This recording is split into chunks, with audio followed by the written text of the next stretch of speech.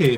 Alors, ben, bonjour et bonsoir. Donc, bonjour pour les gens du Québec et des gens d'ailleurs qui le voient le jour. Et puis, bonsoir pour ceux qui vont le voir davantage en soirée ou qui sont des gens présents avec moi et qui sont en soirée, donc vers 20 heures pour les gens d'Europe ou de la France. Donc, il me fait plaisir de vous présenter donc cette premier entretien, ce premier enseignement, puisque je vous avais fait une invitation de trois enseignements qui vont être distincts les uns des autres, c'est-à-dire que des gens peuvent très bien suivre le deuxième enseignement sans avoir vu le premier. C'est comme des enseignements eux-mêmes qui sont complets, en fait, mais qui ont une suite, c'est-à-dire que chacun d'eux présente la pratique de la pleine conscience intuitive à travers l'idée du voyage d'âme que je vais vous présenter aujourd'hui. Donc, le premier entretien, qui est celui-ci, va davantage nous parler de la spirale évolutive.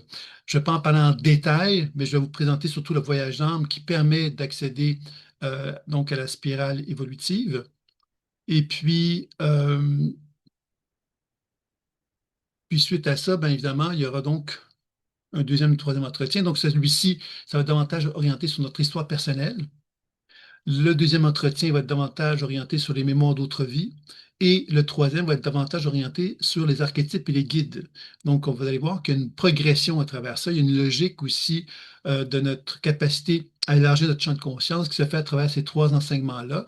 Évidemment, ces enseignements qui sont surtout des expérimentations. C'est pas quelque chose que je vous enseigne comme tel parce qu'à l'intérieur de ce laps de temps-là, on ne pourrait pas nécessairement proposer un enseignement très élaboré, mais on va quand même faire un tour d'horizon. Puis évidemment, vous avez l'opportunité de me poser des questions comme vous le souhaitez, par le biais du chat ou encore par le biais du micro que vous pouvez ouvrir à ce moment-là, puis me faire part de vos questions en direct. Donc, n'hésitez pas à le faire, ça me fera plaisir. Donc, première étape de notre entretien d'aujourd'hui, ce sera une petite explication théorique sur la spirale évolutive. On n'ira pas en détail, mais je vais vous présenter quand même des choses, des données théoriques qui vont nous préparer donc à une démonstration qui va être associée à la spirale évolutive et ensuite à une expérimentation qui va nous permettre donc de découvrir un petit peu comment ça fonctionne, euh, le voyage d'âme. Donc, c'est ça qui va être un petit peu notre programme d'aujourd'hui. J'espère que ça vous convient et que ça, moi, ça me convenait. Donc, j'espère que ça va vous convenir également. Donc, le titre de la conférence d'aujourd'hui, c'est Voyage à travers la spirale évolutive et deux petits points, mission d'âme. Donc, on va aborder un petit peu ces sujets-là à travers l'idée de cet entretien ici. Donc, comment est née la spirale évolutive? Bien évidemment, c'est né d'un. J'en ai déjà parlé, je pense, mais je vais le dire sommairement. C'est un rêve que j'ai fait, un rêve inspiré, qui m'a vraiment fait comprendre à quelque part que euh, on se composait de cette chakra, et ça, je pense que c'est une évidence, hein.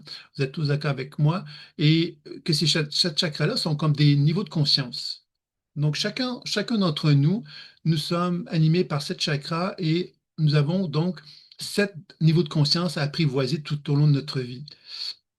Et ces sept niveaux de conscience-là reflètent ce qu'on pourrait dire euh, l'être humain dans sa splendeur, c'est quelqu'un qui a les sept chakras équilibrés.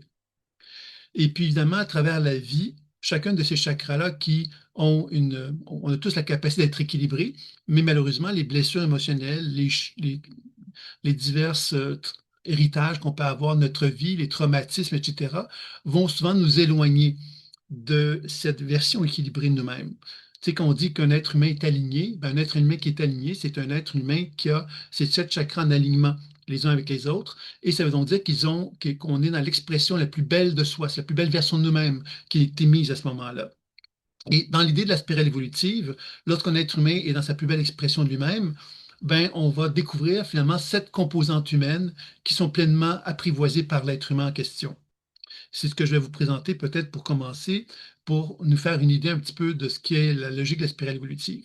C'est-à-dire que nous avons sept énergies associées au chakra que moi j'appelle les familles d'âmes. Les familles d'âmes, c'est qu'on est tous à un certain niveau de fréquence collectivement en relation avec les autres. Si je regarde le chakra racine, par exemple, c'est ce que moi j'appelle la famille d'âme des bâtisseurs. Ben, les bâtisseurs, ben, si on se syntonise dans notre chakra racine, on est tous en connexion avec cette énergie du bâtisseur en nous. Il y a des gens qui vont me dire, ah ben moi, l'énergie du bâtisseur, Je suis complètement éloigné de ça, je la connais pas, cette énergie-là. Il y en a d'autres qui disent, qui vont plutôt me dire, ben moi, je la maîtrise, puis d'autres qui vont me dire, vont m'exprimer quelque part qu'ils l'ont pas bien apprivoisée parce qu'ils sont trop dans, dans le mouvement incessant, effervescent de vouloir trop réaliser de choses, ou encore des gens qui vont me dire qu'ils sont au contraire dans le ralentissement, puis ils veulent tout le temps aller très, très lentement par rapport à cette énergie du bâtisseur. L'énergie du bâtisseur, qu'est-ce que c'est? C'est la capacité de construire. Alors, quand on est sur Terre, bien évidemment, la première fréquence qu'on a apprivoisée en tant qu'être humain, c'est cette capacité de se connecter au sol et de constater qu'il y a une énergie terrestre qui nous densifie, puis qui nous donne les moyens de comprendre que la vie terrestre, ben, elle est faite des règles et des lois, et que moi, en tant qu'être humain, ben, je vais apprivoiser ces règles et ces lois-là pour être capable de construire de la matière. Donc, les gens qui sont des bâtisseurs, mais d'une façon qui sont dominants au niveau du bâtisseur, c'est souvent des gens qui ont un instinct naturel pour matérialiser les choses. Par exemple, ce sont des gens qui vont être naturellement des ébénistes, qui vont comprendre comment une voiture fonctionne sans avoir même pris d'enseignement. Donc, des gens qui vont construire des maisons, c'est des gens quelque part qui sont vraiment dans la matière et qui ont une conscience justement que la planète Terre, elle nous offre des produits, hein, de la matière. Et cette matière-là, ben, l'être humain que je suis, ben, je peux la prendre, la transformer, puis en faire quelque chose qui va me permettre donc justement de construire dans la matière, que ce soit des objets, des maisons, etc. Donc, le bâtiment, c'est beaucoup ça qui va être fait. Évidemment, si on pense à une mission d'âme, mais évidemment, quelqu'un qui est très, très bâtisseur, très chakra racine, ben, c'est quelqu'un qui va avoir envie de laisser des traces sur le sol et qui va vouloir effectivement manifester dans la matière des fondations qui vont être visibles, hein. Par exemple, si je construis une maison, ben, un vrai bâtisseur va la construire pour qu'elle dure très, très, très, très longtemps et qu'elle soit donc qu'elle marque une époque et qu'elle soit là présente dans le monde très, très longtemps.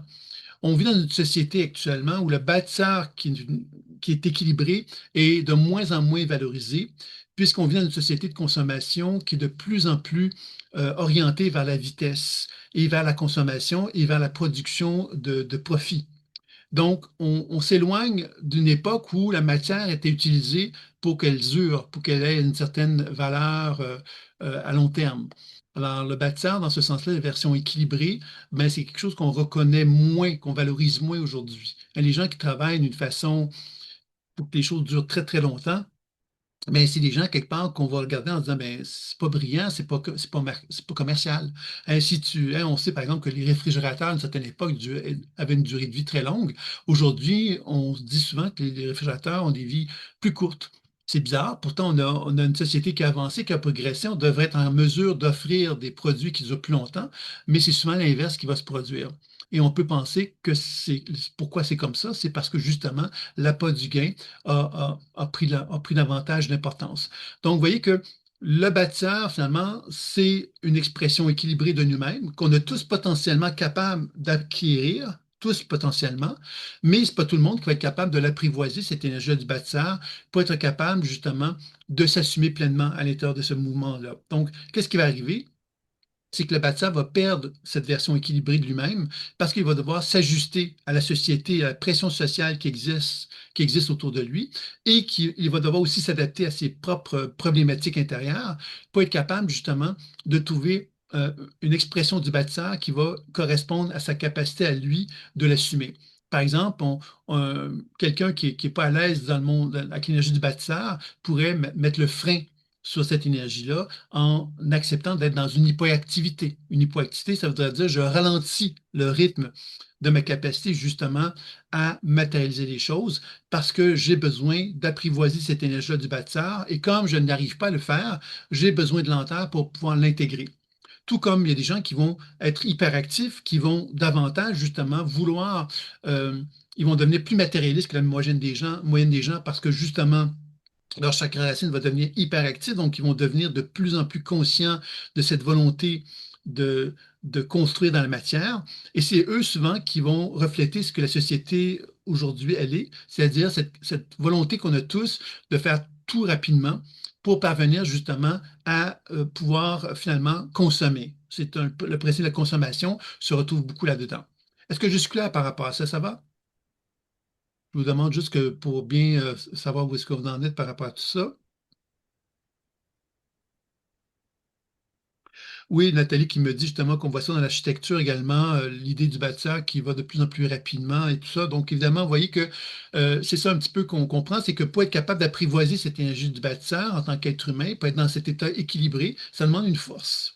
Et on va voir que dans chacun des chakras, cette force, elle est reliée vraiment à l'individualisation de l'individu. C'est-à-dire, moi, si je veux me réaliser en tant qu'être humain en alignement avec qui je suis, ça demande une force intérieure qui est importante. Et cette force intérieure-là, quand on regarde dans les traditions spirituelles, on constate que toutes les grandes traditions vont nous parler à un moment donné de je dois m'individualiser en tant qu'être humain. C'est-à-dire, je dois me sortir de la société qui, elle, a tendance justement à vouloir me mettre dans un état où tout est, on est tous un peu pareils à quelque part, hein. La société, elle voudrait on soit tous un peu pareils.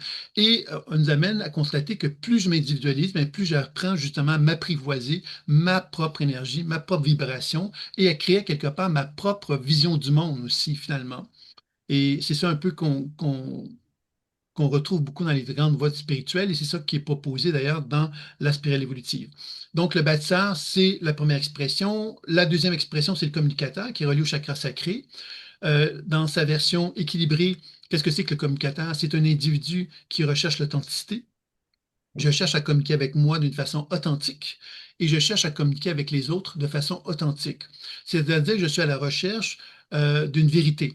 Une vérité, évidemment, qui est basée sur le fait que j'essaye d'être le plus vrai possible avec moi-même et j'essaie d'être le plus vrai possible avec les gens autour de moi. Donc, si j'essaie d'être le plus vrai possible, ben, il est possible, évidemment, que les gens qui sont autour de moi, ben, je vais leur demander un peu la même chose. Donc, on voit que le communicateur, lui, cette idée de la mission de vie, ce sont des gens qui vont s'intéresser beaucoup à la communication, donc qui vont souvent s'intéresser bon, à la relation d'aide, par exemple, à la communication non violente, pour donner des exemples. Mais ce sont aussi des gens qui vont s'intéresser aux médias, le journalisme, ils vont s'intéresser à la politique, ils vont s'intéresser à tout ce qui permet justement de favoriser cette notion d'authenticité, de vérité et de créer quelque part une espèce de vérité dans le monde, hein, une vérité. Alors, la vérité, évidemment, si on pense aux journaux, ben, les journaux, leur mandat à eux, c'est de transmettre des informations les plus vraies possibles auprès du grand public. Bon, même moi, j'achète mon journal, j'ouvre mon journal et je vais donc accéder à des informations qui vont m'informer le plus objectivement possible d'une certaine situation de la société, etc. Encore là, on comprend bien que le communicateur, évidemment, est à la recherche de la vérité, mais on sait tous que la société telle qu'on la retrouve aujourd'hui, elle nous a éloignés de ça. C'est-à-dire qu'on est de moins en moins en connexion avec la vérité. On est de moins en moins en connexion avec cette vérité-là, puisque récemment, depuis le COVID, entre autres, toute la notion de la vérité a été remise en question. Et on parle de conspirationnisme, on parle à quelque part de fake news, on parle de toutes sortes de choses qui nous ont éloignés de cette capacité que l'on a d'être dans cette authenticité-là, d'être dans cette vérité-là. Mais il faut bien comprendre qu'avant même le COVID, de toute façon, cette notion de vérité n'était pas quelque chose d'acquise pour l'être humain. Parce que c'est, en politique, par exemple, ben, c'est pas normal de dire la vérité en politique. Hein, dans les médias, bien évidemment, il y avait des biais, hein. Quand on parle d'un journal de droite, un journal de gauche, un journal d'orientation politique X, ben, il y a un biais d'information qui va être donné. Donc, encore là, on n'est toujours pas dans une relation avec la vérité. Alors, l'idée du communicateur, bien évidemment, c'est d'apprendre à faire de développer une compréhension de, de ces biais-là, quelque part, pour arriver lui-même à se mettre dans une position de plus grande objectivité, être plus vrai avec lui-même, plus capable de se positionner dans un regard de justesse avec lui-même et de regard de justesse avec les autres, mais aussi avec la société. Donc, le communicateur, c'est ça un peu l'idée principale qu'il va rechercher à travers sa vie. Et dans ce sens-là, bien évidemment, vous l'avez compris que pour parvenir à être un communicateur libre, bien, il faut effectivement avoir fait un travail sur soi pour être capable de comprendre les différents points de vue qui animent notre être et comprendre les différents points de vue qu'un être humain peut avoir aussi et de regarder la société comme elle fonctionne et de comprendre que dans la société, il y a plusieurs points de vue différents qui peuvent exister aussi. Et c'est que quand on apprend justement à comprendre tous ces points de vue-là différents, qu'on arrive à comprendre qu'il y a une vérité subjective. Et cette vérité subjective-là, ben, quand on a bien compris qu'elle était là, ben, on est capable de discuter avec les gens. On n'est pas avec cette idée quelque part qu'on a une vérité. Hein, parce que la vérité, finalement, ça repose sur l'idée de dire, ben voilà, moi j'ai la vérité, et comme j'ai la vérité, je me permets donc de l'imposer, je me permets de dire que tu es un conspirationniste, de dire que ceci, de dire que cela, parce que je refuse de reconnaître à quelque part qu'il y a différents points de vue qui peuvent exister dans la société. Et cette notion de point de vue est importante. Ça ouvre la porte à la liberté d'expression et ça ouvre la porte évidemment à la discussion, à l'échange, qui fait que tous ensemble, on arrive à faire évoluer la société. Donc le communicateur a un rôle à jouer important et chacun d'entre nous, nous avons en nous le communicateur. Et si le communicateur équilibré ne s'exprime pas adéquatement, il va en résulter évidemment, comme je disais tout à l'heure, un hypoactif, par exemple quelqu'un qui va ne pas communiquer justement, il va être très sensible, il va ressentir plein de choses mais il ne va pas exprimer quelque part ce qu'il veut ou ce qu'il ne veut pas parce que justement, il est dans l'attente d'être reconnu, souvent.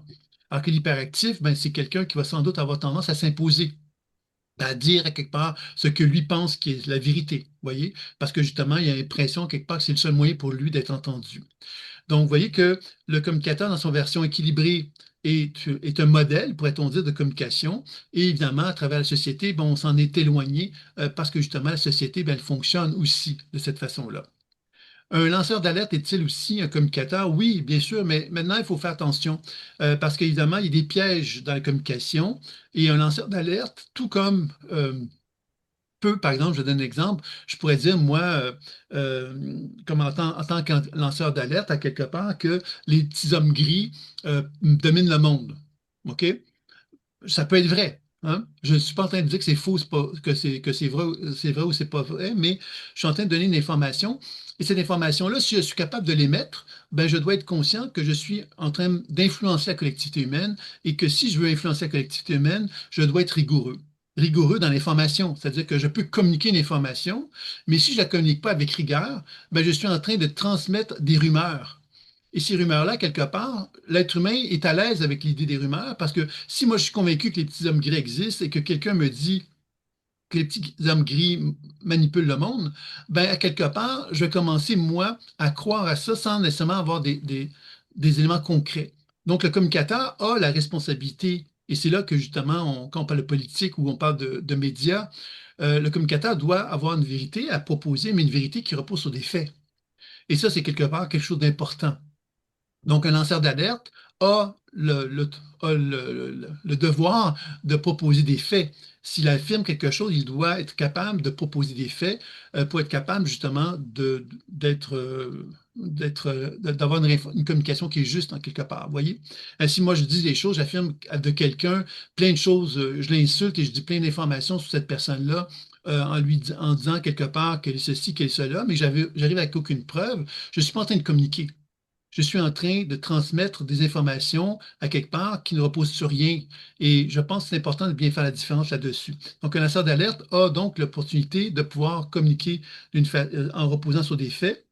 Malheureusement, il y a certainement certains lanceurs d'alerte qui peuvent effectivement affirmer des choses sans avoir les faits. Et ça, je pense que c'est important de faire cette différence-là aussi pour justement permettre de se sortir un petit peu de cette espèce de situation de confusion au niveau de l'information où on affirme des choses qui ne reposent pas sur des réalités tangibles. Ensuite, vous avez donc la troisième famille d'âme, qui est le guerrier, qui lui, finalement, est celui, à quelque part, qui va manifester son leadership. Donc, c'est un meneur. Et quand on est un meneur, ben, qu'est-ce qu'on cherche à manifester? C'est qu'on cherche à manifester une certaine position de pouvoir. Alors, le pouvoir, bien évidemment, un influenceur peut être un leader, dans le sens qu'il peut, parce qu'il dégage, par le charisme qu'il a, il peut donc avoir envie de s'imposer, de s'affirmer, de donner un point de vue, de donner une direction. C'est un patron également. C'est donc l'homme d'affaires ou la femme d'affaires. C'est beaucoup le leader qu'on va retrouver là-dedans. C'est l'homme d'action aussi ou la femme d'action qui va se retrouver chez le guerrier. Puis au niveau des professions, bien évidemment, c'est des performeurs. Hein, c'est des gens quelque part qui sont dans la compétition.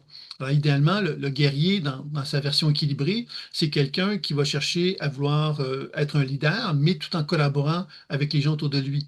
C'est-à-dire que lui a compris qu'il est un chef et que s'il veut être un chef qui a une puissance, un pouvoir, ben, il doit collaborer avec les gens qui sont autour de lui et aller chercher des gens qui ont des compétences complémentaires aux siennes pour permettre justement l'épanouissement de son être, de son pouvoir. C'est comme ça qu'on va souvent procéder avec le guerrier. Donc, évidemment, le guerrier, évidemment, on vit dans une société, vous l'avez compris, on vit dans une société où le pouvoir est beaucoup reconnu. Hein, il y a des gens qui sont dominants, puis il y a des gens qui sont dominés. Hein, quelque part, on vit dans une société où il y a quelque part ce rapport de force qui existe. Et dans ce sens-là, bien, le guerrier reflète beaucoup ça. Mais le guerrier équilibré est quelqu'un qui a compris quelque part qu'il n'y a pas à dominer les autres, il y a à collaborer avec les autres. C'est la nuance qui est importante. Puis évidemment, dans le cas de l'hypo et l'hyperactivité, on l'a compris, c'est soit on est dominant, soit on est dominé. C'est un peu la situation quelque part qui va nous déséquilibrer en tant que guerrier.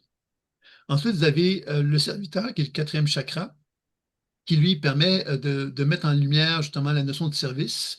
Alors, le service, évidemment, dont le serviteur est animé, n'est pas un service dans lequel je me perds dans les autres, c'est plutôt un service dans lequel je reconnais que que je m'aime et que j'ai envie de servir les gens en autant que les gens me respectent. OK? Une nuance importante encore là.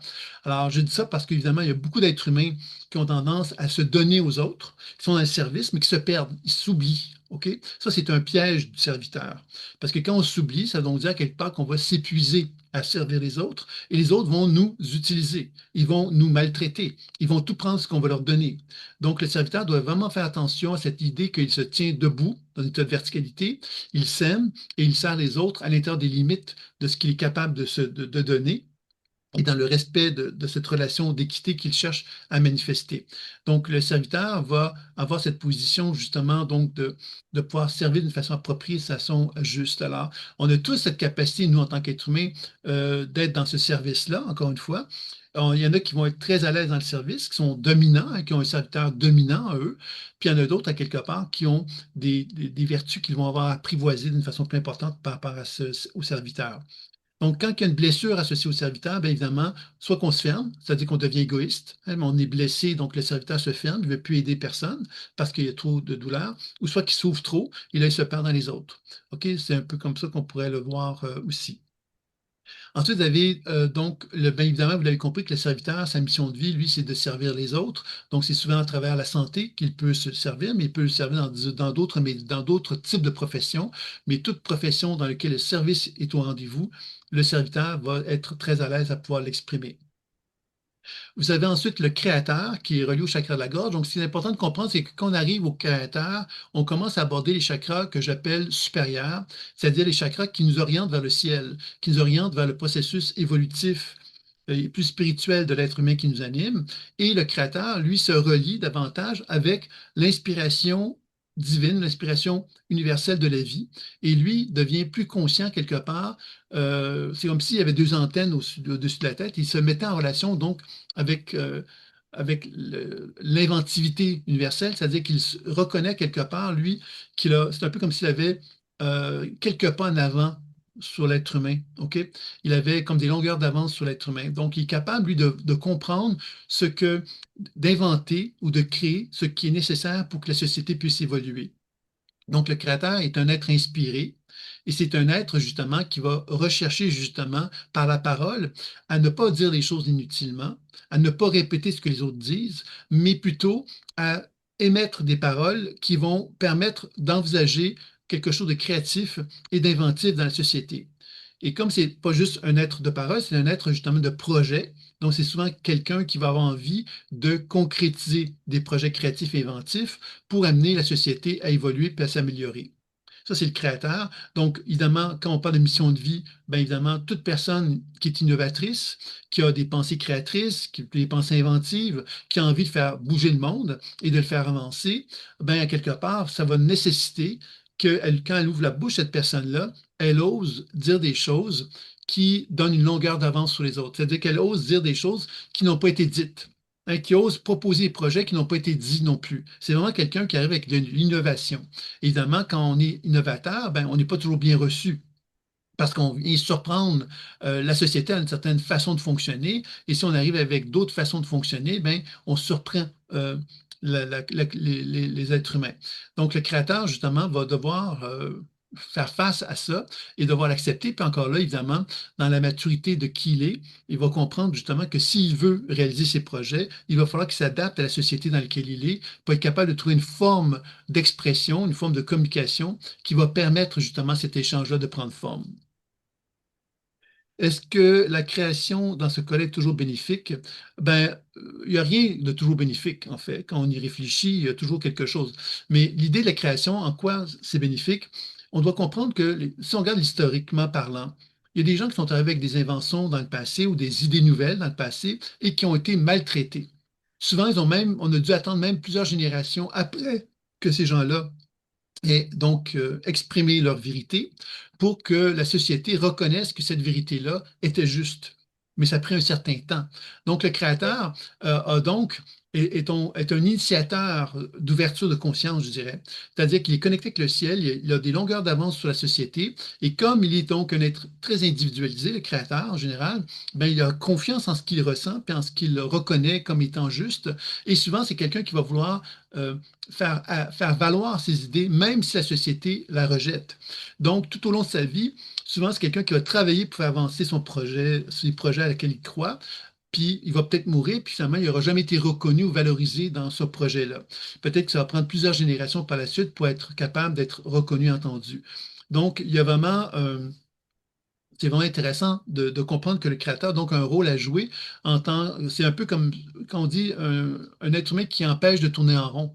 Hein, souvent, la société, elle tourne en rond parce qu'on fait toujours les mêmes erreurs, les mêmes trucs, et le créateur, ben, lui, arrive en disant, ben, voici la solution pour ne plus tourner en rond. C'est un peu un empêcheur de tourner en rond, mais c'est sûr que la société, elle est tellement structurée, tellement organisée, tellement contrôlée par plein d'énergie perturbée qu'on a tous en nous, ben, quelque part, le créateur ne sera pas nécessairement facile à entendre pour des gens, quelque part, qui ont peur de perdre le pouvoir ou je ne sais quoi. Vous voyez, il y a plein d'enjeux là-dedans qui sont exprimés et qui font que le créateur va peut-être avoir la difficulté à pouvoir être entendu. Dans le cas de l'hypoactivité, quand le créateur a une perturbation et une blessure aussi associée à la créativité, ça peut être quelqu'un qui peut devenir carrément routinier. Vous voyez, c'est l'inverse de la créativité. J'ai tellement peur d'être créatif parce qu'on m'a tellement blessé quand j'ai manifesté de la créativité que je suis devenu routinier. Ma vie est routinière. Je refuse toute forme de créativité quand j'ai peur de cette créativité-là. Vous voyez, ça, c'est un type de situation qu'on peut retrouver chez certains êtres humains. De l'autre côté, dans le cas de l'hyperactivité, on peut retrouver des créateurs qui ont envie qui sont tellement dans la créativité, qui sont constamment connectés avec des projets qui les dispersent.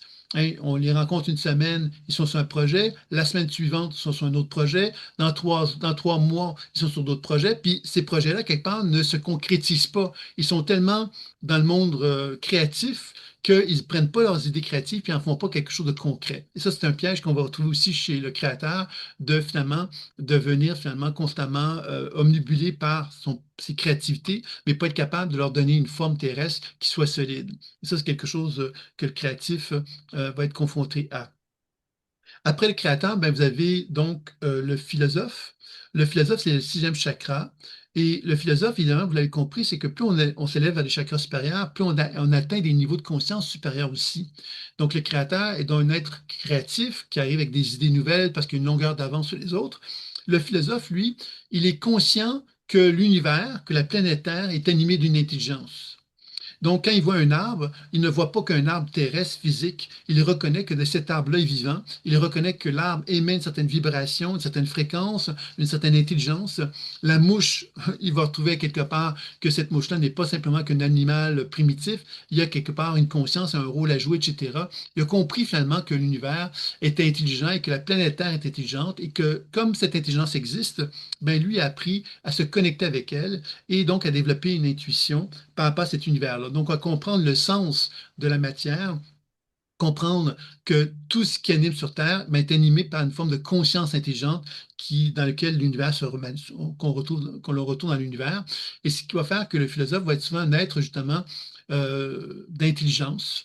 Donc, un être qui ne va pas regarder simplement les faits terrestres, il va être capable de voir au-delà des faits terrestres parce que cette intuition qu'il a va lui permettre de comprendre des choses que d'autres êtres humains ne comprennent pas, ce qui va l'amener souvent à développer un genre de modèle de conscience de l'être humain, c'est-à-dire qu'il va être capable de porter un regard sur l'être humain tellement subtil qu'il va proposer une grille de lecture de ça. On va retrouver ça dans les grands philosophes. Hein. Si on pense aux grands philosophes qui ont écrit des briques de 700-800 pages, par exemple, pour parler de l'être humain, mais ce sont des gens, quelque part, qui avaient une connexion avec quelque chose qui les dépassait, en quelque part. Alors, Donc, on va retrouver beaucoup chez les philosophes aussi les intuitifs d'une façon générale, puisqu'évidemment, ils sont capables de se connecter avec le subtil.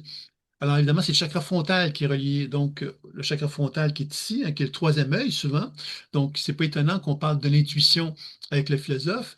Et le philosophe, finalement, comme c'est quelqu'un il a réussi, lui, à trouver un équilibre entre son hémisphère droit et son hémisphère gauche, c'est-à-dire l'intuition et le rationnel collaborent ensemble. C'est important de comprendre ça, parce que souvent, on a tendance à croire que les intuitifs ont sont pas irrationnels, mais ils ont développé une façon d'appréhender le cerveau qui leur est propre, et que les rationnels ont une façon d'appréhender leur cerveau qui leur est propre aussi, puis il n'y a pas de communication entre les deux cerveaux. Et je pense qu'un intuitif qui va être le plus compétent, c'est celui qui a trouvé l'équilibre entre les deux, c'est-à-dire qu'il va comprendre que l'intuition, elle existe, et que les intuitions vont être enrichies par la raison, par le rationnel, et vice-versa. Et c'est là qu'il y a une synchronisation des deux hémisphères qui prend forme, et c'est là qu'il y a quelque part que la position de témoin du grand sage, hein. Le grand sage, c'est celui qui est témoin de la vie, qui ne prend pas position sur la vie, mais qui est capable de lire la vie. Voyez? Alors, le philosophe, c'est beaucoup ça qu'on va retrouver chez lui. C'est cette capacité d'objectivité et de donner une compréhension nouvelle face à la vie. Et c'est souvent des gens qui vont être capables d'avoir un impact collectif aussi sur la société, hein, parce que les chakras, plus on s'élève dans la hiérarchie des chakras, plus on devient quelque part un être de conscience supérieure. Et cet être de conscience supérieure ben, peut donc avoir un impact sur la collectivité grâce justement à cette capacité de comprendre le monde qu'on va retrouver chez le philosophe. C'est d'ailleurs qu'on pense aux gourous, par exemple. Les gourous, qu'est-ce que c'est? Ce sont des gens qui sont influenceurs, hein, qui sont capables d'influencer une collectivité importante, mais ils sont capables d'influencer parce qu'ils ont un savoir d'importance qu'ils vont traduire souvent par des écrits ou ils vont traduire par des conférences, des choses comme ça, qui vont faire que les gens vont reconnaître l'intelligence de ces personnes-là. Donc, c'est ça qu'on va beaucoup retrouver chez le philosophe. Ensuite, vous avez donc le spirituel qui est relié au chakra couronne, qui est donc le sommet de la tête. Et le chakra couronne, finalement, il va mettre en évidence, lui, cet alignement vers le ciel, hein, c'est-à-dire l'être humain qui s'est réalisé, qui a compris à quelque part que, il y avait, il y avait à faire ce qu'il y avait à faire sur Terre, hein, il avait complété son chemin de vie, et que parce qu'il avait complété son chemin de vie, il pouvait simplement quelque part se déposer, puis vibrer avec le ciel, vibrer à l'unisson dans l'univers, dans une position d'alignement. Ces personnes-là, finalement, ne sont pas des gens qui vont écrire des livres, ce pas des gens qui vont faire des grands discours nécessairement, ce sont des gens qui vont plus dégager quelque chose. C'est-à-dire qu'à côté d'eux, on va sentir qu'on est bien, on va avoir envie d'être avec eux, pas parce qu'ils nous communiquent tant d'informations que parce qu'ils dégagent quelque chose d'apaisant, d'harmonieux, un peu comme un sentiment de paix et de relaxation que ça va entraîner. Je pense à un gourou qui, à quelque part, représente un peu ça, je pense. C'est, voyons, je sais pas son nom, celle qui fait des hugs. Ama, voilà. Ama je pense que une gourou à quelque part qui est plus orientée dans cette idée du spirituel, pour donner un exemple, parce que justement, qu'est-ce qu'elle recherche, elle, c'est pas de faire des grands discours, c'est de faire expérimenter quelque chose.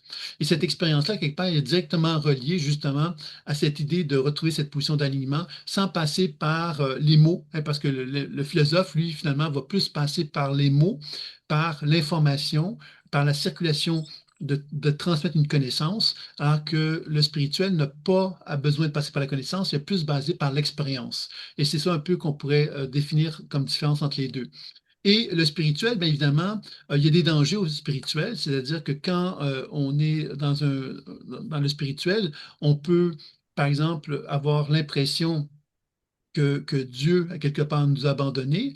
Donc, ce qui peut arriver, c'est qu'on peut se fermer justement à notre spiritualité en se disant quelque part que la vie n'a pas de sens, que tout ce que la vie propose, ben, quelque part, est une absurdité. C'est l'existentialiste, c'est celui qui va se fermer à sa spiritualité. C'est beaucoup l'hypoactif à ce moment-là chez le spirituel. Et dans le cas de l'hyperactivité spirituelle, ben, ça va générer quelqu'un qui va carrément devenir sectaire parce que lui va se percevoir plus grand que Dieu, il va se percevoir plus intelligent que Dieu et il va vouloir donc développer un regroupement de gens dans lequel il va faire valoir qu'il est quelqu'un d'important et que les gens doivent lui donner une valeur, puis il doit même se soumettre à lui. Hein, c'est là qu'on tombe dans l'aspect sectaire des choses. Hein, c'est là qu'on reconnaît la notion de secte. Alors vous comprenez que donc l'idée de la spirale évolutive et de l'émission de vie, mais c'est que justement, dans cette position d'alignement, les 7 chakras sont alignés, je suis dans une position d'équilibre, et cet équilibre-là fait que je suis finalement individuel, je suis individualisé dans ma personne, et je suis capable de créer ma plus belle version de moi-même, et je suis capable d'apporter à la société, à la collectivité, ce que j'ai de plus beau à offrir, et de pouvoir influencer la collectivité selon mes capacités pour qu'elle puisse avancer, progresser, cheminer. On peut se dire que si tout le monde est dans cette version d'alignement, on est en train de changer la collectivité humaine. Parce qu'on est en train, individuellement, chacun d'entre nous, nous apportons une couleur qui est distincte et personnelle, qui fait quelque part que la société est en voie d'évolution et de changement et de transformation. Alors, qu'est-ce qui fait qu'on n'a pas cette capacité de transformer la collectivité humaine présentement? Ça veut donc dire quelque part que chacun d'entre nous, nous ne sommes pas parvenus à cette position d'alignement et il n'y a pas assez de monde, hein, quelque part, qui sont parvenus à cette position d'alignement et qui font que, justement, on est plus piégé par les états de conscience. Et c'est ça un petit peu qu'on va regarder aujourd'hui. Qu'est-ce que c'est que ces états de conscience-là? S'il y a des questions, évidemment, vous me le faites savoir. Ça va toujours. Donc, je vais fermer le son ici. OK. Donc, ce que je voulais maintenant vous amener, c'est cette notion d'état de conscience. Parce qu'évidemment, quand on regarde cet alignement-là, quelque part, c'est un être humain qui est intégré. Intégré, ça veut dire quoi? C'est-à-dire qu'il est pleinement unifié avec lui-même. Et cette position d'unification fait que dans son champ d'énergie, quand on regarde une personne qui a cette forme d'unification-là, on voit un champ de lumière très, très rayonnant, très lumineux, un équilibre au niveau des chakras, et on voit quelque part que cette personne-là elle n'est pas dissociée par rapport à sa dimension émotionnelle. Elle n'est pas dissociée dans ses personnages. OK? Ces personnages, finalement, lorsqu'ils sont dissociés, de quelle façon que ça va se traduire? Ça va se traduire par, dans son champ énergétique, justement, un champ énergétique moins flamboyant, moins rayonnant. Et il va y avoir donc des personnages qui vont rayonner dans le champ énergétique, qui vont refléter des blessures que moi j'ai pu vivre en travers ma vie. Par exemple, quand j'ai 8 ans, je me suis senti abandonné. Ben, dans mon champ énergétique, je peux percevoir cette mémoire de moi à l'âge de 8 ans qui s'est senti abandonné. Je peux également percevoir celui qui est en constante colère en moi parce qu'il a été trahi, et ainsi de suite. Donc, ce sont des états de conscience que je vais constater qu'il y a dans mon champ énergétique. Et ces états de conscience-là sont les conséquences de cette incapacité que j'ai eue de pouvoir équilibrer chacun de mes chakras. C'est-à-dire que lorsqu'un chakra n'est pas équilibré, il va se traduire par un état de conscience qui va m'éloigner de la nature équilibrée de l'être que je suis. Hein, par exemple, si je parle du chakra sacré, le communicateur, l'authenticité, ben, si j'ai une blessure, ben, je pourrais devenir carrément non authentique, même jouer sur le manque d'authenticité pour parvenir à atteindre mes fins. Et alors, pourquoi je ferais ça? Mais tout simplement parce que les blessures que j'ai vécues m'ont obligé à m'adapter pour trouver un équilibre dans ma vie et que le seul moyen que j'ai trouvé, c'était de finalement devenir manipulateur, par exemple, pour parvenir à atteindre mes fins.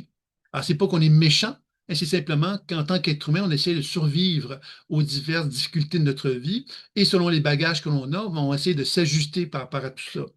Et c'est pour ça que quand on fait une pratique intuitive sur quelqu'un, on va donc constater que dans son champ énergétique, il y a donc des multiples états de conscience qui peuvent être présents chez lui. Ces multiples états de conscience-là, finalement, ils viennent d'où? Ben, ils viennent d'abord et avant tout de son histoire de vie. C'est-à-dire que quand on commence à prendre le temps d'aller voir chacun de ces personnages-là, on va comprendre évidemment qui est cette personne-là, quelles sont ses souffrances, quelles sont ses difficultés, quels sont ses traumatismes, quels sont ses déséquilibres, ainsi de suite. Est-ce que vous me suivez par rapport à ça? Ça va? Donc, si vous avez des questions, évidemment, vous me le faites savoir par rapport à cette idée-là. Donc, si on comprend bien, ça veut donc dire que quand on regarde le champ énergétique d'une personne, on va donc voir qu'il y a des personnages qui animent son champ énergétique, conséquence des déséquilibres reliés aux 7 familles d'âmes dont j'ai parlé tout à l'heure, et on va constater justement que ces perturbations-là, finalement, ce sont des choses qu'on a déjà vues dans l'ésotérisme, par exemple, dans les grandes écoles ésotériques. On a souvent parlé, par exemple, de formes pensées. Des formes pensées, qu'est-ce que c'est? Mais ce sont des énergies psychiques, à quelque part, qui se construisent dans notre champ énergétique par la répétition. Alors, si moi, par exemple, je me suis senti abandonné à l'âge de 8 ans, ben, sans que je m'en sois conscient, la blessure de l'abandon que j'ai vécue à l'âge de 8 ans, ben, elle va être psychiquement répétée à mon insu. Hein, j'ai vécu la souffrance de l'abandon et je revis l'abandon d'une façon régulière et perpétuelle dans ma vie. Puis c'est ça qui va faire que cette euh, émotion d'abandon va devenir de plus en plus dense, de plus en plus concrète, même à la limite dans mon champ énergétique, et elle va prendre de plus en plus de place dans mon champ énergétique. Et plus elle prend de place, plus elle me fige, plus elle m'empêche, moi, d'évoluer, de progresser, de cheminer et de pouvoir envisager quelque part qu'une transformation soit possible en moi. Et je vais tellement être convaincu que je suis abandonné que je ne pourrai pas voir autre chose que l'abandon. Je vais être complètement prisonnier de cette expérience-là. Donc, vous voyez que c'est comme ça, quelque part, que l'on va créer ce qu'on peut appeler un karma. Et le karma, c'est que quand je suis figé dans mon expérience de vie par les expériences et les traumatismes que j'ai pu vivre, ben, je deviens quelque part incapable d'envisager autre chose que ce que j'ai déjà vécu. Donc, si je n'ai vécu que l'abandon, ben, je ne peux pas vivre autre chose que l'abandon. Donc, on devient prisonnier et notre futur devient aussi figé par l'expérience d'abandon parce que ça nous donne l'impression que tout au long de notre vie, jusqu'à la fin des temps, on va vivre l'abandon parce qu'on n'a pas la capacité d'envisager autre chose que ça. Ah, évidemment, c'est une caricature que je vous fais un petit peu, hein, c'est pour vous faire comprendre que quand ces expériences sont figées, elles ne bougent plus. C'est pour ça que la pratique de la pleine conscience intuitive, telle qu'elle a été conçue, nous amène à comprendre que si je vais voir une expérience figée en moi par ma capacité à voyager dans ma conscience et de déplacer ma conscience qui se trouve dans mon cerveau vers, vers cette énergie-là de l'enfant abandonné, mais je peux prendre le temps donc d'aller communiquer avec lui, l'enfant abandonné, et de prendre le temps de comprendre pourquoi il se sent abandonné, de déprogrammer. De déprogrammer, ça veut dire quoi? Ça veut donc dire que par le poids de l'intention, je peux donner à l'enfant tout ce qu'il a besoin pour ne plus se sentir abandonné. Donc, je peux psychiquement lui attribuer des émotions, des pensées qui vont le libérer de sa programmation. Par exemple, l'enfant qui se sent abandonné pourrait me demander du courage et je pourrais psychiquement lui transmettre du courage et je pourrais constater qu'en lui donnant ce courage-là, des transformations vont se faire dans ma perception qui vont m'amener à voir que l'enfant, lorsqu'il se sent plus courageux, ben, il ne se sent plus abandonné, je te trouve dans une position où je le vois me montrer une image dans laquelle je vais devoir m'affirmer face à des personnes que je fuyais jusqu'à maintenant parce que j'avais peur d'être abandonné par eux, par exemple. Donc, vous voyez que l'interaction que je fais avec ces informations qui sont dans mon champ énergétique amène des transformations qui vont me permettre justement d'envisager un changement qui va se faire à ce moment-là. Et ce changement-là est important parce que c'est ça qui va me permettre de pouvoir évoluer, progresser d'une façon plus importante. Et puis, comme troisième étape, évidemment, c'est le soin.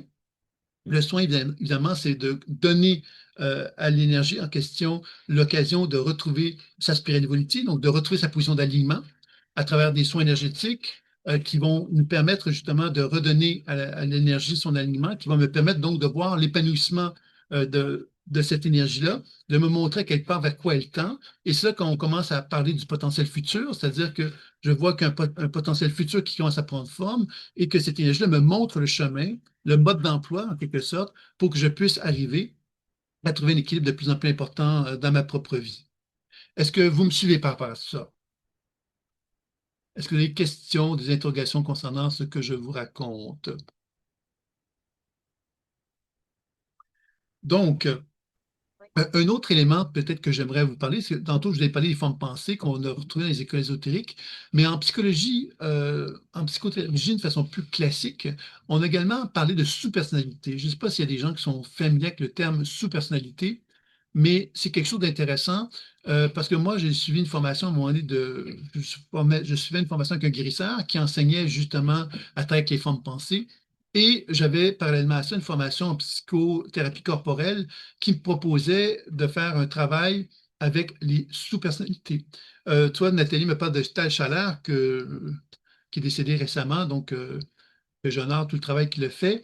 Mais c'est pas de Tal Chalard, les sous-personnalités, ça provient de bien, bien longtemps avant lui, dans le sens que les sous-personnalités, ça provient de courants psychologiques. En fait, je pense que l'origine, je vais peut-être me tromper, mais je pense que c'est Roberto Assagioli, qui est un Italien, qui est un psychiatre, qui a développé un courant de psychologie qui s'appelle psychosynthèse, et lui avait comme reconnu les sous-personnalités qu'il avait reconnu ce phénomène des sous-personnalités.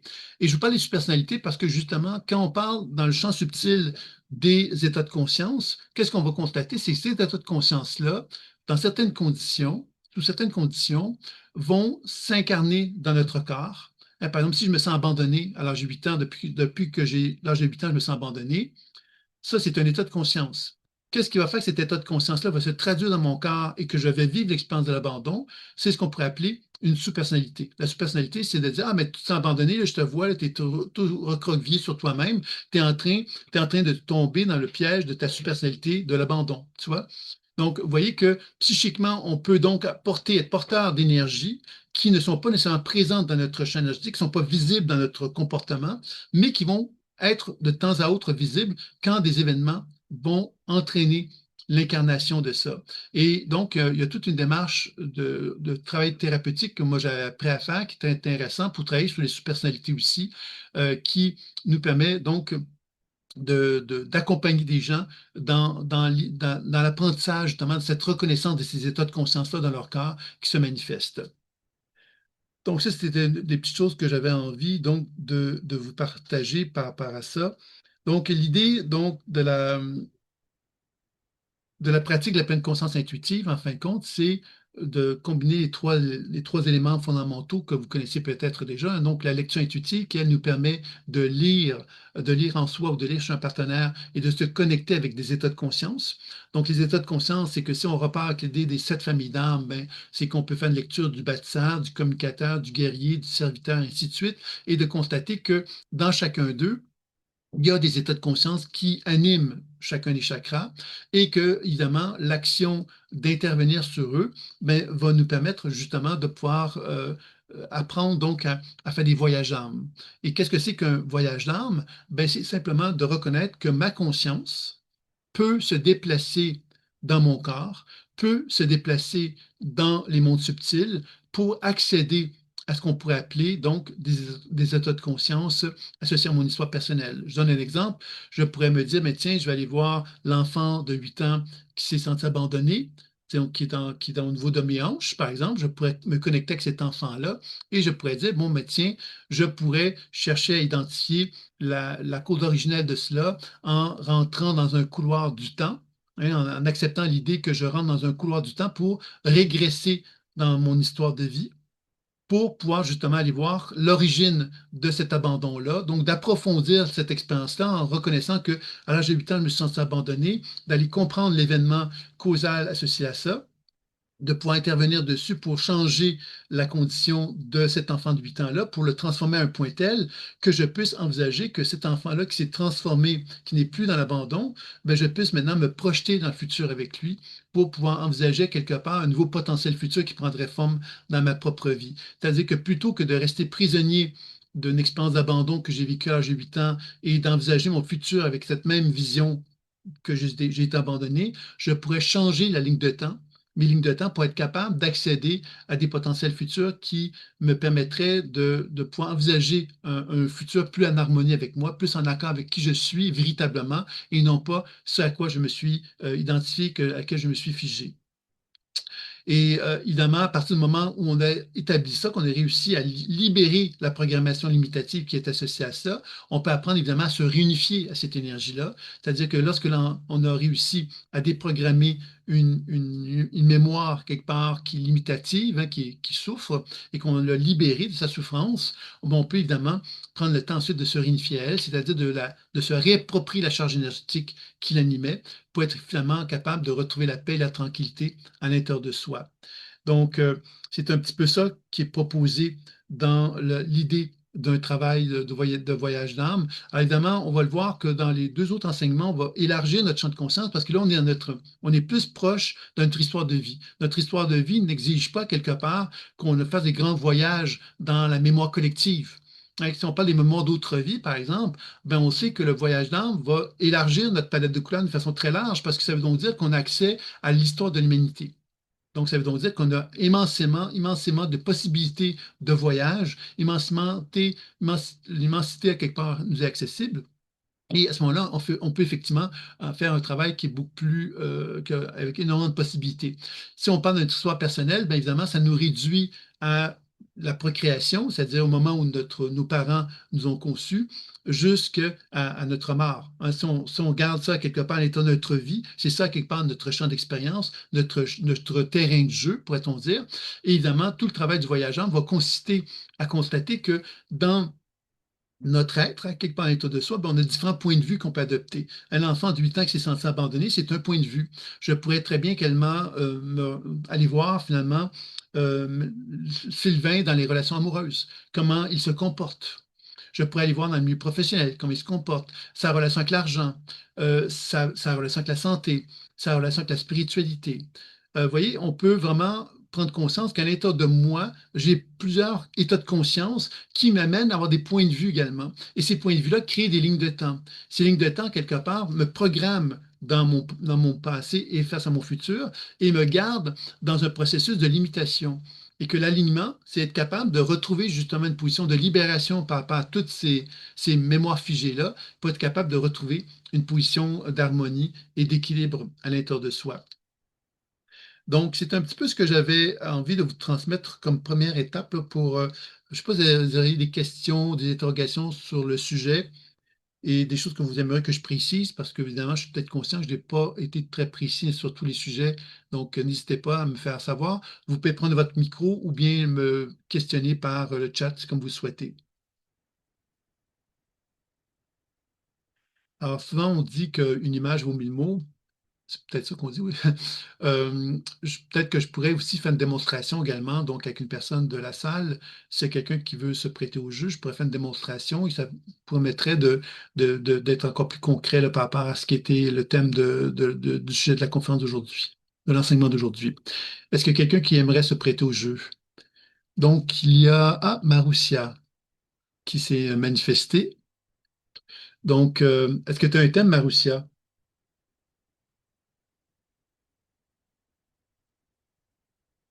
Tu veux prendre le micro ou le chat? Tu réfléchis. Ah bon, OK. On t'attend, hein, tu veux prendre ton temps. Ça peut être un thème très général, ça peut être simplement que je me laisse guider parce qu'il est là. Tu m'entends? Oui, oui, je t'entends, oui. Euh, Moi, j'ai envie d'aller voir la mémoire la plus proche, celle qui vraiment qui vibre actuellement et qu'il faut que je vois, quoi, tout simplement. La première, j'imagine qu'il y a différentes mémoires qui vibrent, donc comme tu l'as dit, à différents niveaux. Et j'aimerais bien rencontrer celle qui m'appelle le plus pour l'instant et juste aller à la suivante, quoi. Je sais pas si c'est clair. D'accord, oui, je comprends, oui. OK. Alors, comment va-t-on procéder pour faire ça, justement? Bon, dans la pratique de la pleine conscience intuitive, il y a tout un protocole qui est proposé, qui est assez simple et qui est assez reconnu aussi dans la pratique. C'est pas des inventions que j'ai faites, hein, c'est des choses qui sont basiques. L'ancrage ou l'enracinement qui fait qu'on renoue contact avec la relation avec l'énergie de la Terre et celle du ciel. Pourquoi on fait ça? C'est parce qu'on cherche à développer une position de verticalité. La position de verticalité, c'est celle de la personne qui est capable de reconnaître qu'elle est en alignement avec la source de la vie. La source de la vie, c'est que la planète Terre est vivante, le ciel vibre de vie, et puis moi, ben, je laisse la vie circuler en moi. Comme je laisse la vie circuler en moi, ben, mon corps devient comme une antenne vibrante, où deviens de plus en plus vivant, de plus en plus vibratoire, et ce qui va faire que je vais pouvoir ensuite me connecter avec une personne, avec moi-même, faire un voyage en moi ou faire un voyage vers mon partenaire. C'est ce que j'appelle le voyage d'âme. Le voyage d'âme, c'est déplacer ma conscience en moi pour voyager en moi ou voyager en tout cas dans mon champ subtil ou encore de voyager vers un partenaire. Donc, on va aller voir maintenant Marussia. Donc, évidemment, ce que je vais faire, c'est que je vais regarder ces 7 chakras, donc les 7 familles d'âmes, et voir où est-ce que ça vibre, où s'il y a quelque chose qui se passe le plus clairement. Et on va explorer ça comme ça.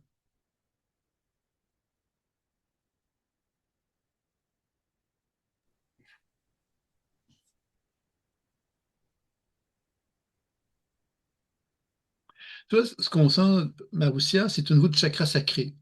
Et le chakra sacré, mais c'est la communication, c'est le communicateur qui se retrouve là.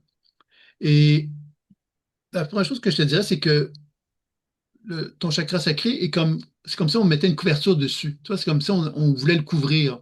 Et pourquoi on veut le couvrir? Mais parce qu'à quelque part, il y a toute la notion d'authenticité. Donc, l'authenticité, c'est de dire les choses. Et on peut aussi ne pas les dire. Quand on met une couverture, mais ça laisse sous-entendre à quelque part qu'on veut dissimuler quelque chose.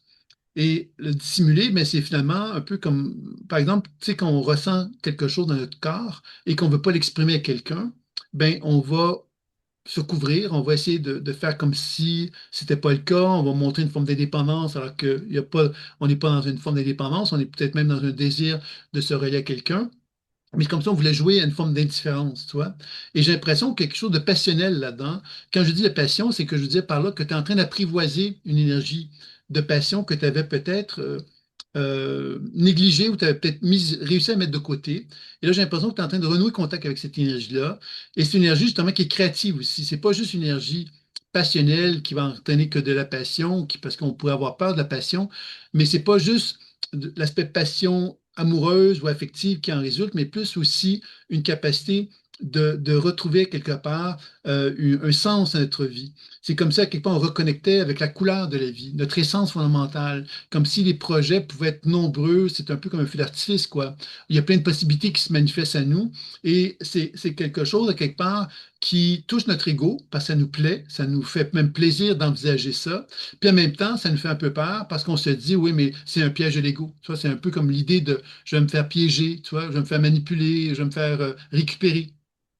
Et j'ai l'impression que, évidemment, l'individualisation de tout être humain, c'est être capable de reconnaître que la société peut nous tendre la main puis nous permettre de réussir, par exemple, mais on a tous la capacité de préserver notre âme, de garder une certaine forme de contenance, de rester en alignement avec nous-mêmes, avec nos valeurs, nos idées. On n'est pas obligé de se faire manipuler, de récupérer par la société au grand total. On a la capacité de préserver ça, tu vois. Et j'ai l'impression que c'est ça un petit peu le défi qui s'offre à toi à ce niveau-là. Je sais pas qu'est-ce que tu en penses. Donc, d'après ce que j'ai compris, c'est cette couverture qu'il faut apprendre à enlever. Et deuxièmement, réussir à rester aligné par rapport à cette euh, vague, disons, ou enfin, ce feu d'artifice, comme tu l'as dit. Donc en fait, il y a deux, moi j'entends deux choses, donc ça, et travailler l'alignement pour justement rester ancré, quoi. Exactement. Puis je te dirais que cette énergie-là, tu vois, c'est là que l'authenticité face à toi-même est importante. C'est de prendre un papier et un crayon et de commencer justement à te parler, à discuter avec toi pour te révéler à toi-même euh, la grandeur de ta personne. Quand je dis la grandeur de ta personne, c'est que quand on se dit, ben moi, je pourrais faire quelque chose. Je dis ça d'une façon exagérée. Moi, je pourrais faire quelque chose pour changer le monde. Ben là, on pourrait dire, mais que tu te prends, tu sais, on pourrait se dire à soi-même, mais pourquoi je me prends, c'est exagéré, je peux pas changer le monde. Mais en même temps, l'idée, cette motivation-là, quelque part, si elle te rend gai, par exemple, toi, ben pourquoi ne pas te donner la permission de te dire, mais tiens, j'ai la prétention de pouvoir changer le monde. Je ne changerai peut-être pas le monde, mais je me lèverai le matin avec le sourire, puis j'aurai l'envie de faire ce qu'il faut pour contribuer à changer le monde. Contribuer ne veut pas dire le changer, ça veut dire quelque part de faire en sorte que le monde soit meilleur et de faire ce qu'il faut pour essayer de le rendre meilleur. Et je pense que c'est ça quelque part qu'on sent chez toi, c'est que l'humilité, c'est une belle chose, puis là, l'ego est une belle chose aussi. C'est-à-dire qu'on a tendance des fois à négliger l'ego en se disant non, c'est un piège, l'ego veut trop prendre de place, il est trop fier, trop orgueilleux. Et quelquefois, l'ego, c'est quand même une énergie quelque part qu'il ne faut pas négliger parce que c'est ça qui nous donne un sens à notre vie. Hein, quand on se dit, ben moi, j'ai envie de faire telle chose, puis on pourrait le juger, on pourrait le critiquer, mais si ça me fait plaisir, puis ça me rend heureux, ben pourquoi je m'en priverais? Et je pense que c'est ça un petit peu qu'on sent de ça chez toi, Maroussia. Ok. Qu'est-ce que tu en penses? Euh, je- c'est très intéressant de se dire qu'en fait, il faut réussir aussi à communiquer avec son ego pour lui dire que oui, on nous a appris effectivement qu'avoir de l'ambition, c'était pas bien, mais tu peux avoir confiance dans cette impulsion, quoi. Oui, puis tu sais, je pense que ce que je sens aussi par rapport à ça, c'est que quand j'essaie d'interagir avec ton chakra sacré pour justement l'équilibrer un peu plus, tu vois, ce qu'on voit apparaître, c'est vraiment cette notion de petite fille face à l'adulte, tu vois. L'adulte qui explique à la petite fille quelque part que des choses qu'il faut savoir, tu sais, quand on dit faut être un bon joueur, il faut pas prendre trop de place, il faut pas, pas parce que tu as une super personnalité, que tu es super rayonnante, admettons que tu vas te rayonner, par exemple. Tu vois, c'est comme si on t'avait expliqué il fallait quelque part, d'une certaine façon, comprendre que des fois, c'est mieux de s'éteindre. Des fois, c'est mieux de ne pas trop faire de bruit, pas trop être lumineuse, etc.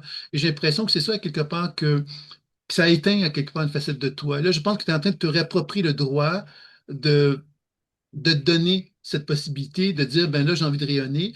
Et rayonner, ça implique effectivement qu'il y a des gens autour de toi qui vont peut-être effectivement te dire, t'exagères, tu prends trop de place, etc.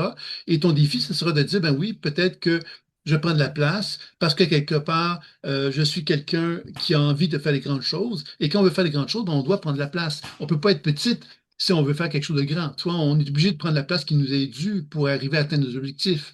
Et j'ai l'impression que quelque chose de cet ordre-là que tu as acquis ou apprivoisé pour retrouver ta puissance, je dirais. Ok, merci beaucoup. Bienvenue à toi, bienvenue à toi. Donc, c'est un petit peu la partie, quelque part, démonstration que j'avais envie de vous faire. Donc, s'il y a des questions concernant la démarche que j'ai faite, ben, vous pouvez me le faire savoir. Pour le jeu de cartes, bien évidemment, j'ai fait un jeu de cartes, hein. D'ailleurs, j'ai même les projets ici. J'ai fait un jeu de cartes que vous avez peut-être, je ne sais pas si on le voit ou on ne le voit pas, peut-être pas tellement. Et il y a donc le livre La spirale évolutive, quelque part, qui est le projet commun. Puis il y a un autre livre qui est en train de se faire actuellement, qui va être un peu comme un élément qui est le lien entre le jeu de cartes et le livre, en fin de compte. Le jeu de cartes, en fin de compte, j'ai choisi j'en ai produit une petite impression, puis après ça, j'ai comme pas retiré, mais j'ai comme décidé d'attendre à vouloir donner quelque part au jeu de cartes un rôle plus clair, plus net et plus précis par rapport à la spirale évolutive, par rapport au livre que je suis en train d'écrire sur ce thème-là. Donc oui, le jeu de cartes va être présenté dans le cadre d'une formation qui va être une formation finalement qui va être personnelle ou professionnelle, dépendant de ce que les gens recherchent, et dans lequel il y aura donc l'opportunité d'utiliser le jeu de cartes d'une façon euh, plus intéressante, plus riche pour les gens, parce qu'ils vont apprendre à l'utiliser, etc. Et pourquoi j'ai fait ça comme ça? Parce que ce que je recherche, c'est de développer donc, ce que j'appelle les agents de transformation, c'est-à-dire des gens qui vont vouloir contribuer justement à développer des outils pour le mieux-être. Et la spiritualité, pour moi, en est un. Et ça va être un peu dans ce sens, dans ce cadre-là que ça va être proposé. Puis vous aurez d'ailleurs dans les prochains, après le deuxième entretien, vous allez avoir une proposition plus claire, plus nette et plus précise là, sur cette proposition-là. Donc, mais effectivement, le jeu de cartes va être relancé très bientôt avec la formation, puis il y aura l'opportunité à ce moment-là d'acheter le jeu de cartes avec le livre à ce moment-là. Euh, oui, en fin de compte, pour les livres sur la spirale évolutive, ben, vous pouvez l'avoir sur Amazon, mais vous pouvez commander directement avec moi. Et puis moi, je vous le commande, puis je vous l'envoie. Ouais, donc, c'est possible aussi. Et vous savez qu'ici, donc, avec le premier entretien que vous avez ici, vous allez recevoir un quiz. Alors, je dois faire un mea culpa par rapport au quiz. C'est que j'avais conçu un quiz à une certaine époque et l'outil que j'utilisais a fait faillite ou je ne sais pas trop ce qui s'est passé. J'ai jamais eu aucune information, mais le quiz en question a comme cessé de fonctionner. Et j'ai pris un certain temps avant de m'en rendre compte. Et puis, quand je m'en suis rendu compte, j'ai voulu euh, mettre un autre quiz, un quiz que j'ai fait. Et ce quiz-là, quelque part, bon, sans m'en rendre compte, j'ai envoyé un mauvais quiz. Donc, encore là, j'avais demandé à quelqu'un de s'en occuper, mais ça n'est pas occupé adéquatement. Donc, là, je vais donc vous envoyer un quiz qui, lui, finalement, bon, est la version améliorée. Donc, vous allez recevoir ça après la conférence dans le replay. C'est un petit quiz tout simple, hein, qui n'a pas de prétention, mais qui est intéressant parce que ça vous amène justement à vous réfléchir sur cette notion de la spirale évolutive d'une façon plus pratique. Vous avez donc un petit questionnaire d'une vingtaine de questions. Vous avez ensuite à noter sur chacune des questions un pointage que vous allez donner. Puis après ça, vous avez l'opportunité de faire un genre de profil de vos chakras à travers donc un petit tableau qui vous est proposé, qui est tout simple. Et après ça, vous avez l'interprétation qui vous est donnée.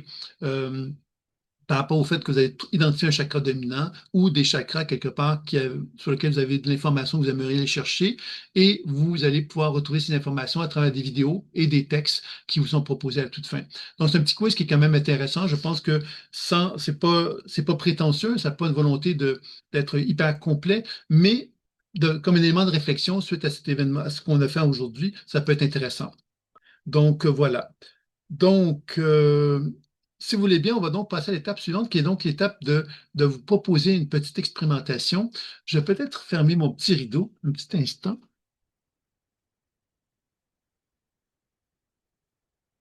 Voilà, c'est un peu mieux. Voilà. C'est qu'il y avait un peu de lumière. Donc voilà, je l'avais fermé. Il fait très beau, hein, on ne va pas se plaindre quand même de ça, mais je n'avais pas réfléchi à l'idée que le soleil serait présent puis qu'il m'aveuglerait une bonne partie de l'entretien. Donc, si vous voulez bien, on va passer à l'étape suivante, donc de faire une petite expérimentation autour donc, de la spirale évolutive. Donc, si vous voulez bien, je vais vous inviter à vous installer confortablement de façon à ce que vous puissiez vous mettre dans une position de relaxation, de relâchement.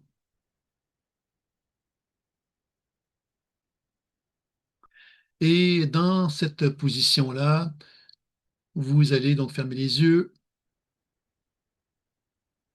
et vous allez porter votre attention à l'intérieur de votre corps de façon à ce que vous puissiez voir, entendre et ressentir la vie qui anime votre être, comme si vous constatiez qu'à l'intérieur de votre corps, il y avait des manifestations de vie qui étaient présentes et vous allez simplement les accueillir afin de pouvoir justement les reconnaître. Et dans cette reconnaissance, vous allez constater, voir, entendre, ressentir un appel du sol, comme si vous constatiez que la planète Terre avait le désir de se relier à vous et vous aviez le désir de vous relier à elle. C'est alors que vous allez déplacer votre conscience vers vos deux pieds afin de créer des racines sous la plante de chacun d'eux. Et ces racines vont donc descendre très, très, très, très profondément dans le sol, jusqu'au centre de la planète Terre, là où de l'énergie de la Terre, en quantité importante, est présente. Et vous allez chercher ici à ressentir, voir et entendre ces racines qui vont aller puiser dans l'énergie de la Terre pour remonter, remonter, remonter jusqu'à vos pieds, de façon à ce que cette énergie de la Terre puisse se propager dans vos talons, dans la plante de vos pieds, dans vos orteils, pour qu'elle puisse vraiment déposer vos deux pieds sur le sol, ressentir, voir et entendre que vous marquez le sol, comme si vous reconnaissiez votre droit à l'incarnation. Et ce droit à l'incarnation faisait que vos deux pieds se marquaient le sol très profondément et que l'énergie de la Terre pouvait se propager encore plus abondamment dans vos deux pieds pour remonter progressivement vers vos chevilles, vos mollets, vos genoux, vos cuisses et vos hanches, comme si cette énergie de la Terre se propageait très, très profondément dans vos deux jambes, de façon à ce que vous puissiez reconnaître votre droit à assumer qui vous êtes, à vous tenir debout, les deux jambes bien ancrées au sol, et à reconnaître ce droit de vous tenir debout, de vous assumer pleinement, afin que cette énergie de la Terre puisse se propager de plus en plus abondamment dans vos deux jambes. Et cette énergie de la Terre va ensuite se propager doucement vers votre bassin, votre chakra racine, là où se localise le bâtisseur qui est en vous. Et vous allez accueillir cette énergie de la Terre qui se présente, se propage dans toute la région du chakra racine, comme si cela vous permettait de bien ressentir cette énergie de la Terre, très, très, très dense, qui se présentait en vous, dans vos pieds, dans vos jambes et dans votre chakra racine. Et que tout doucement, cette énergie de la Terre qui se présente dans votre chakra racine se présente à vous comme une mère maternelle qui a le désir, le souhait de vous prendre dans ses bras et de vous sécuriser, de vous réconforter, afin que vous retrouviez votre pouvoir face à la monde, au monde terrestre, votre capacité d'être dans une position de sécurité pour vous réaliser dans la matière, vous permettre de construire, de bâtir. Donc, vous cherchez ici à bien ressentir, bien voir, bien entendre cette énergie de la Terre qui se propage dans tous vos chakras racines, comme s'il vous berçait, comme s'il vous sécurisait, vous réconfortait, vous permettait de vous sentir de plus en plus solide sur vos deux jambes et que tout doucement, cette énergie de la Terre va poursuivre sa remontée vers votre chakra sacré, la région de votre ventre.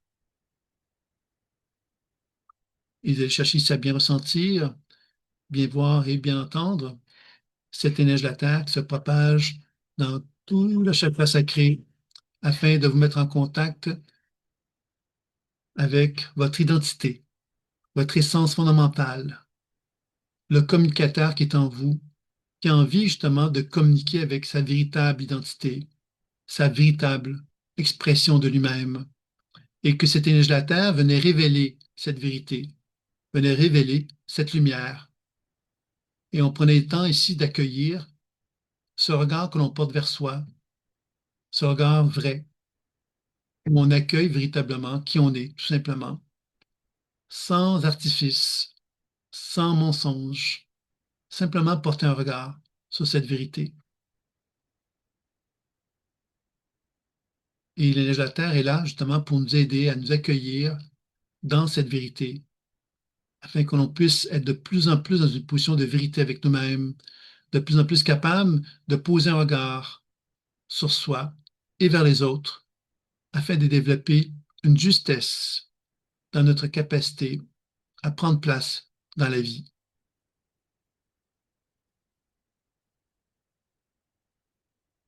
Tout doucement, cette énergie de la Terre va poursuivre sa propagation vers mon chakra solaire, là où se trouve le guerrier, et cette énergie de la Terre qui se propage dans toute la région de mon chakra solaire me met en contact avec cette puissance de rayonnement qui se manifeste à cet endroit, comme si je reconnaissais que je pouvais prendre ma place.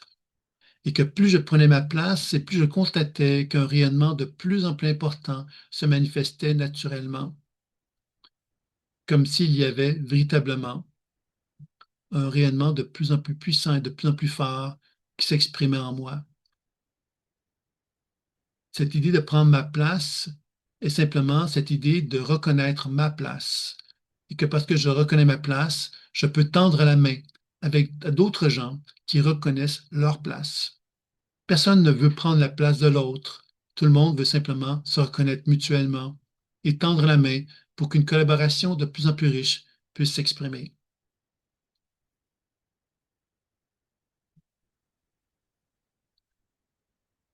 Puis doucement, cette énergie de la Terre va remonter jusqu'au chakra du cœur afin de me mettre en contact avec le serviteur qui est en moi, cette capacité que j'ai de m'accueillir, de m'aimer, de m'accepter.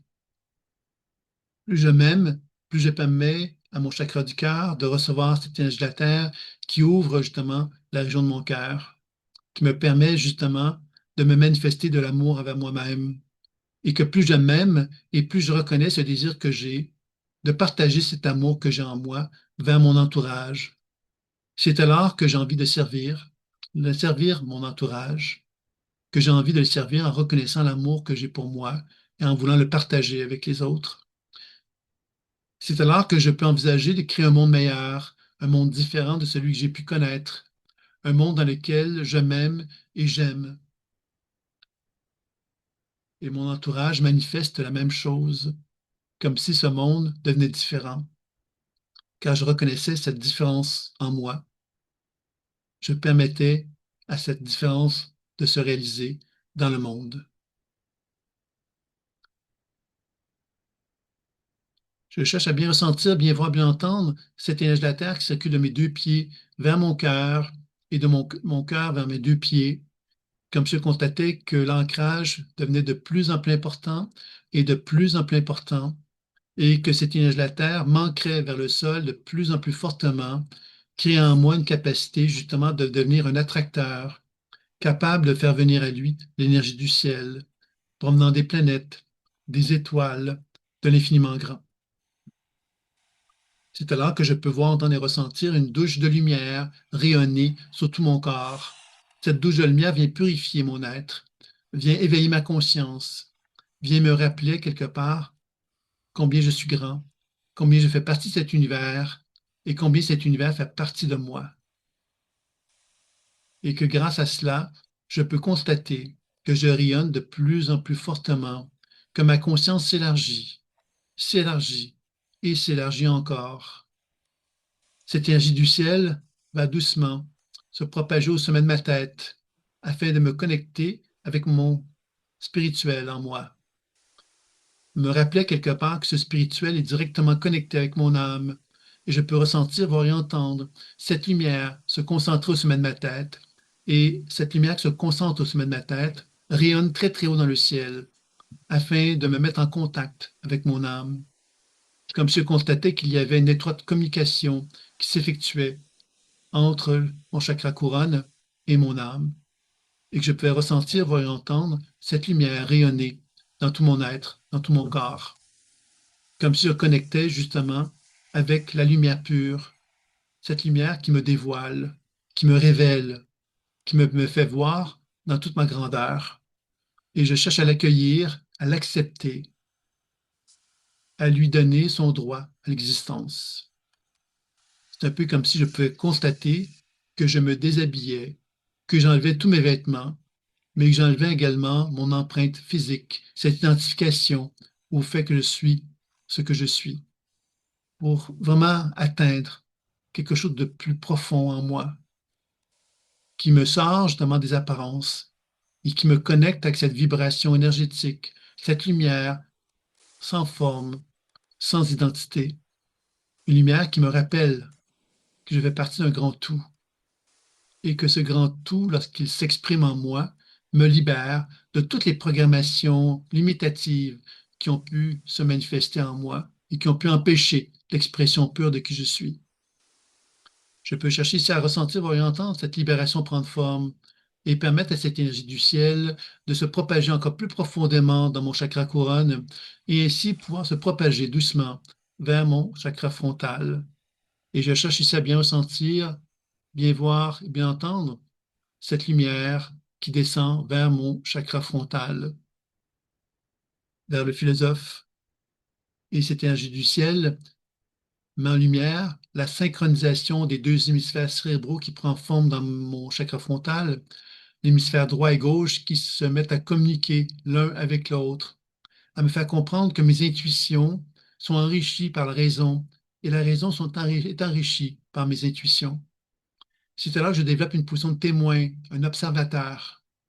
Un observateur qui comprend que lorsqu'il observe, il prend conscience que tout est vivant autour de lui, autant ce qui l'anime intérieurement que ce qui l'anime extérieurement.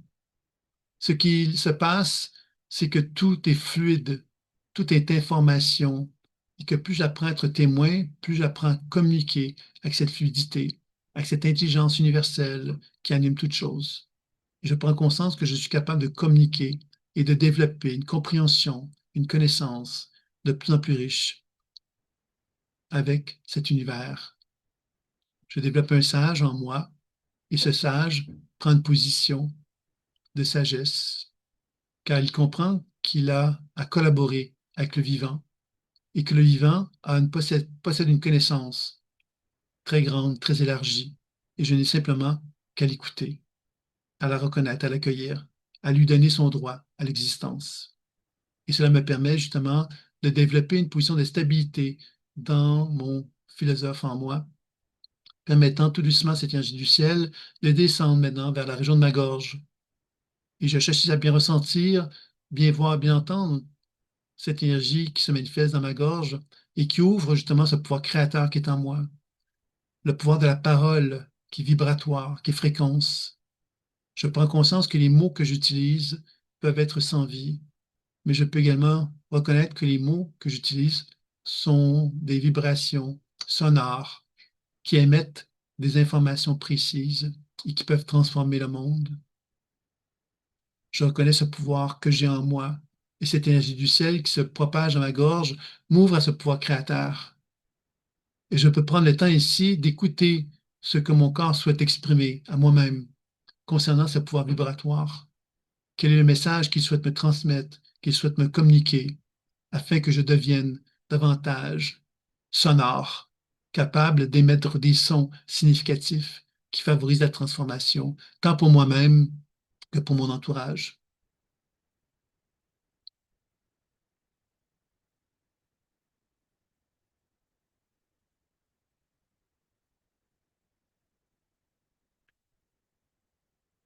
Cette énergie du ciel poursuit sa descente jusque dans la région de mon chakra du cœur maintenant, comme si cette connexion du ciel avec l'énergie de la terre entraînait comme une impression d'alignement, de verticalité en moi.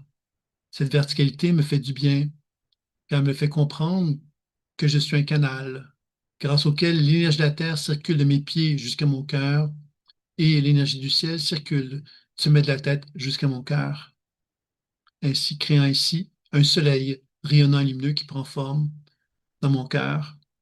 Ce soleil rayonnant lumineux est ma référence intuitive, ce avec lequel je peux faire des voyages d'âme.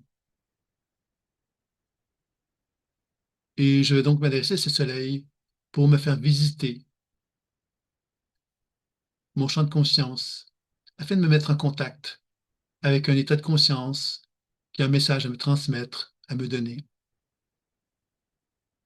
C'est alors que je vais constater que ma conscience va se déplacer dans ce soleil rayonnant lumineux dans mon cœur, et ce soleil rayonnant lumineux va devenir comme un véhicule de lumière qui va me permettre de voyager, soit dans mon corps ou soit autour de moi, pour me mettre en relation avec un état de conscience qui m'anime, avec lequel j'ai un message que j'ai à recevoir.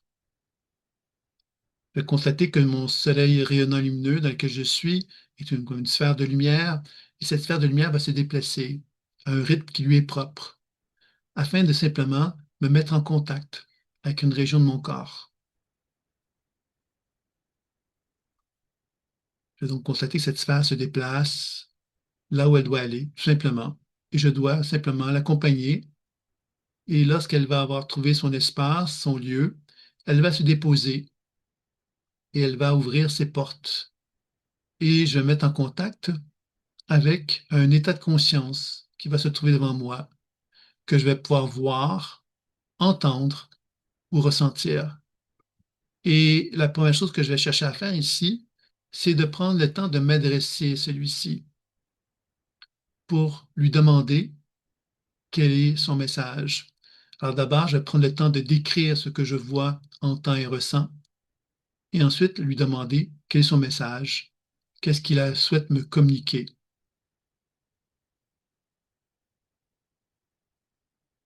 Et on va prendre le temps simplement ici d'être attentif à la magie du processus intuitif en acceptant l'idée que cette énergie est distincte de moi et qu'elle est capable de me transmettre de l'information qui peut me surprendre, qui peut me guider, peut m'orienter, en acceptant de lui faire confiance, en acceptant de m'adresser à lui ou à elle de façon distincte de moi, de reconnaître son intelligence, sa sagesse. Je vais prendre le temps de décrire et de questionner ce qui est présent en moi.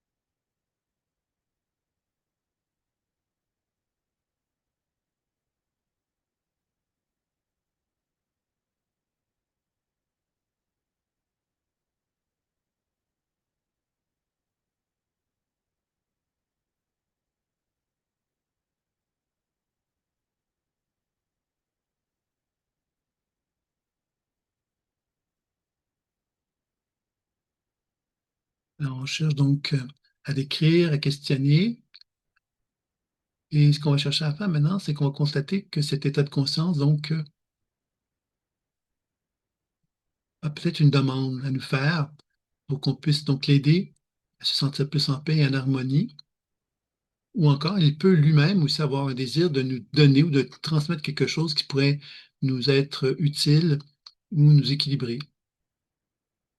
On va prendre le temps ici à cela de simplement lui demander qu'est-ce qu'on peut faire pour l'aider et on va chercher simplement à constater qu'est-ce qu'on pourrait lui donner pour l'aider dans l'immédiat, pour le transformer. Il pourrait aussi nous guider, nous donner quelque chose qui pourrait nous aider à nous transformer. Soyons simplement attentifs à ce qui va se passer, ce qui va se présenter à nous.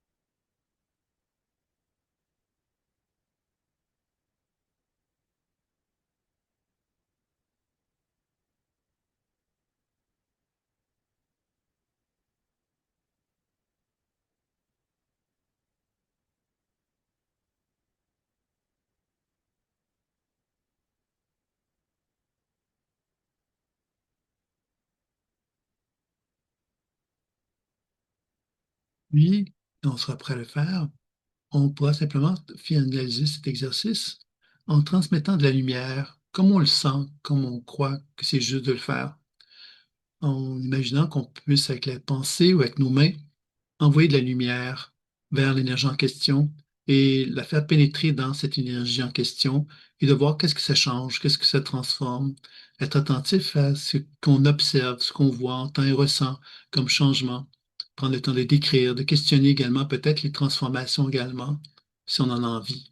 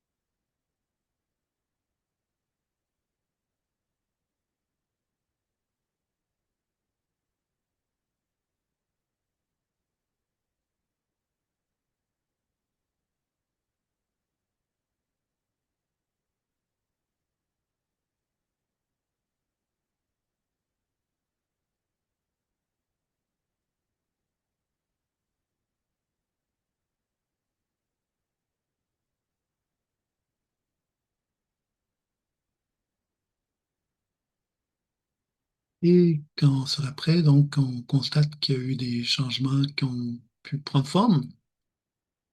On pourrait évaluer s'il y a des actions qu'on pourrait faire dans les prochaines heures, les prochains jours, les prochaines semaines, qui pourraient soutenir le travail qui est accompli aujourd'hui, afin d'établir une relation plus harmonieuse avec cet état de conscience, de lui permettre de se réunifier à soi.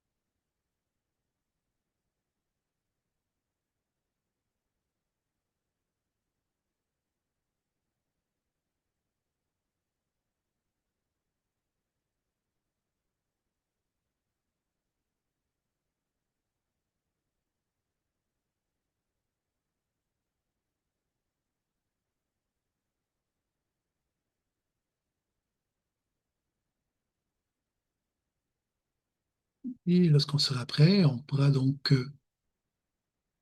remercier le processus intuitif qui était présent, remercier cet état de conscience, se remercier également,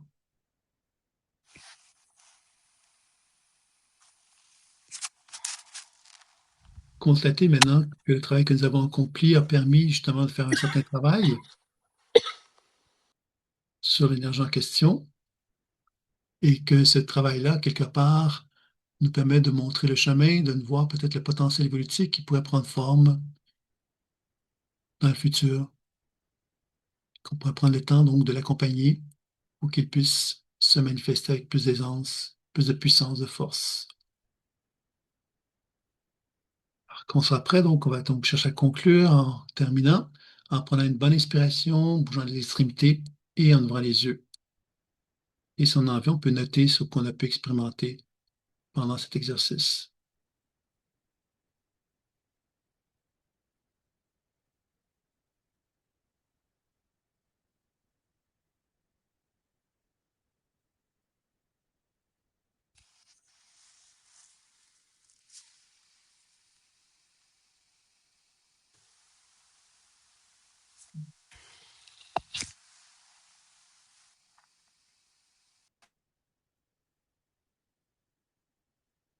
S'il y a des gens qui ont des partages qu'ils aimeraient faire, ben, ils peuvent le faire, bien sûr.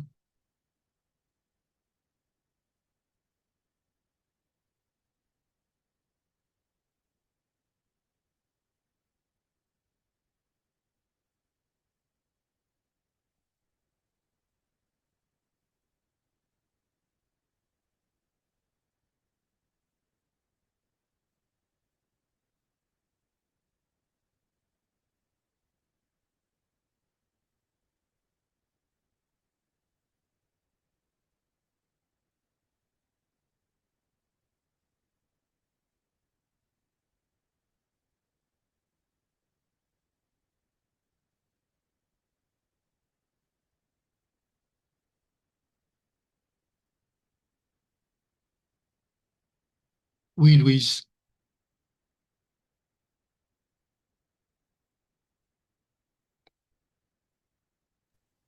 Ouais. Bonjour Sylvain, ça fait quelques décennies qu'on s'est vus. Je continue à suivre ton travail à distance et puis c'est super. L'exercice que tu nous as amené à faire, ça me questionne un peu cet espace d'énergie que tu nous as demandé de lui laisser la liberté de se positionner à là où ça a besoin. Ça m'a amené dans un espace où avec lequel je travaille actuellement, qui, on pourrait dire, c'est les annales akashiques ou bien, je sais pas, le grand champ unifié de conscience, où j'ai la possibilité de poser un regard non plus sur ma vie sous mon appellation actuelle de Louise, avec cette identité actuelle, mais qui touche plus l'identité de mon âme. Alors, dans cet espace-là, c'est plutôt le parcours de mon âme et non pas juste de mon identité présente. Et justement, à cet endroit, ton exercice m'a amené à, à cette sphère qui est justement là, dans cet espace-là, et par lequel je pose des questions. Et j'ai été un peu surprise de voir que ce qui s'est passé, c'est que les deux se sont fusionnés et ont comme éclaté. Et je me suis retrouvée dans un espace encore plus grand que cet espace où je consulte l'évolution de mon âme. Et c'était quelque chose de très, très, très, très vaste. OK? Donc, ça me, ça me renvoyait à un autre niveau, je dirais une autre sphère encore plus grande qui me dépasse, là. Euh, bon, je n'ai pas de réponse sur ce que c'est, je n'ai pas d'interprétation sur ce qui se passe. Bon, je rapporte juste ça comme un fait. Alors, je ne sais pas Mhm. ce que ça te dit. Ben, il y a plusieurs choses. Tu sais, comme quand tu parles des annales akashiques, par exemple, euh, au niveau de notre mental, on a besoin de concepts pour se comprendre, par exemple, pour partager des choses qui font qu'on a besoin de nommer des choses avec des mots. Et quand on les nomme, ben, on les réduit à la définition qu'on leur donne. Tu vois, c'est ça un peu le mental. Le problème du langage est là, hein.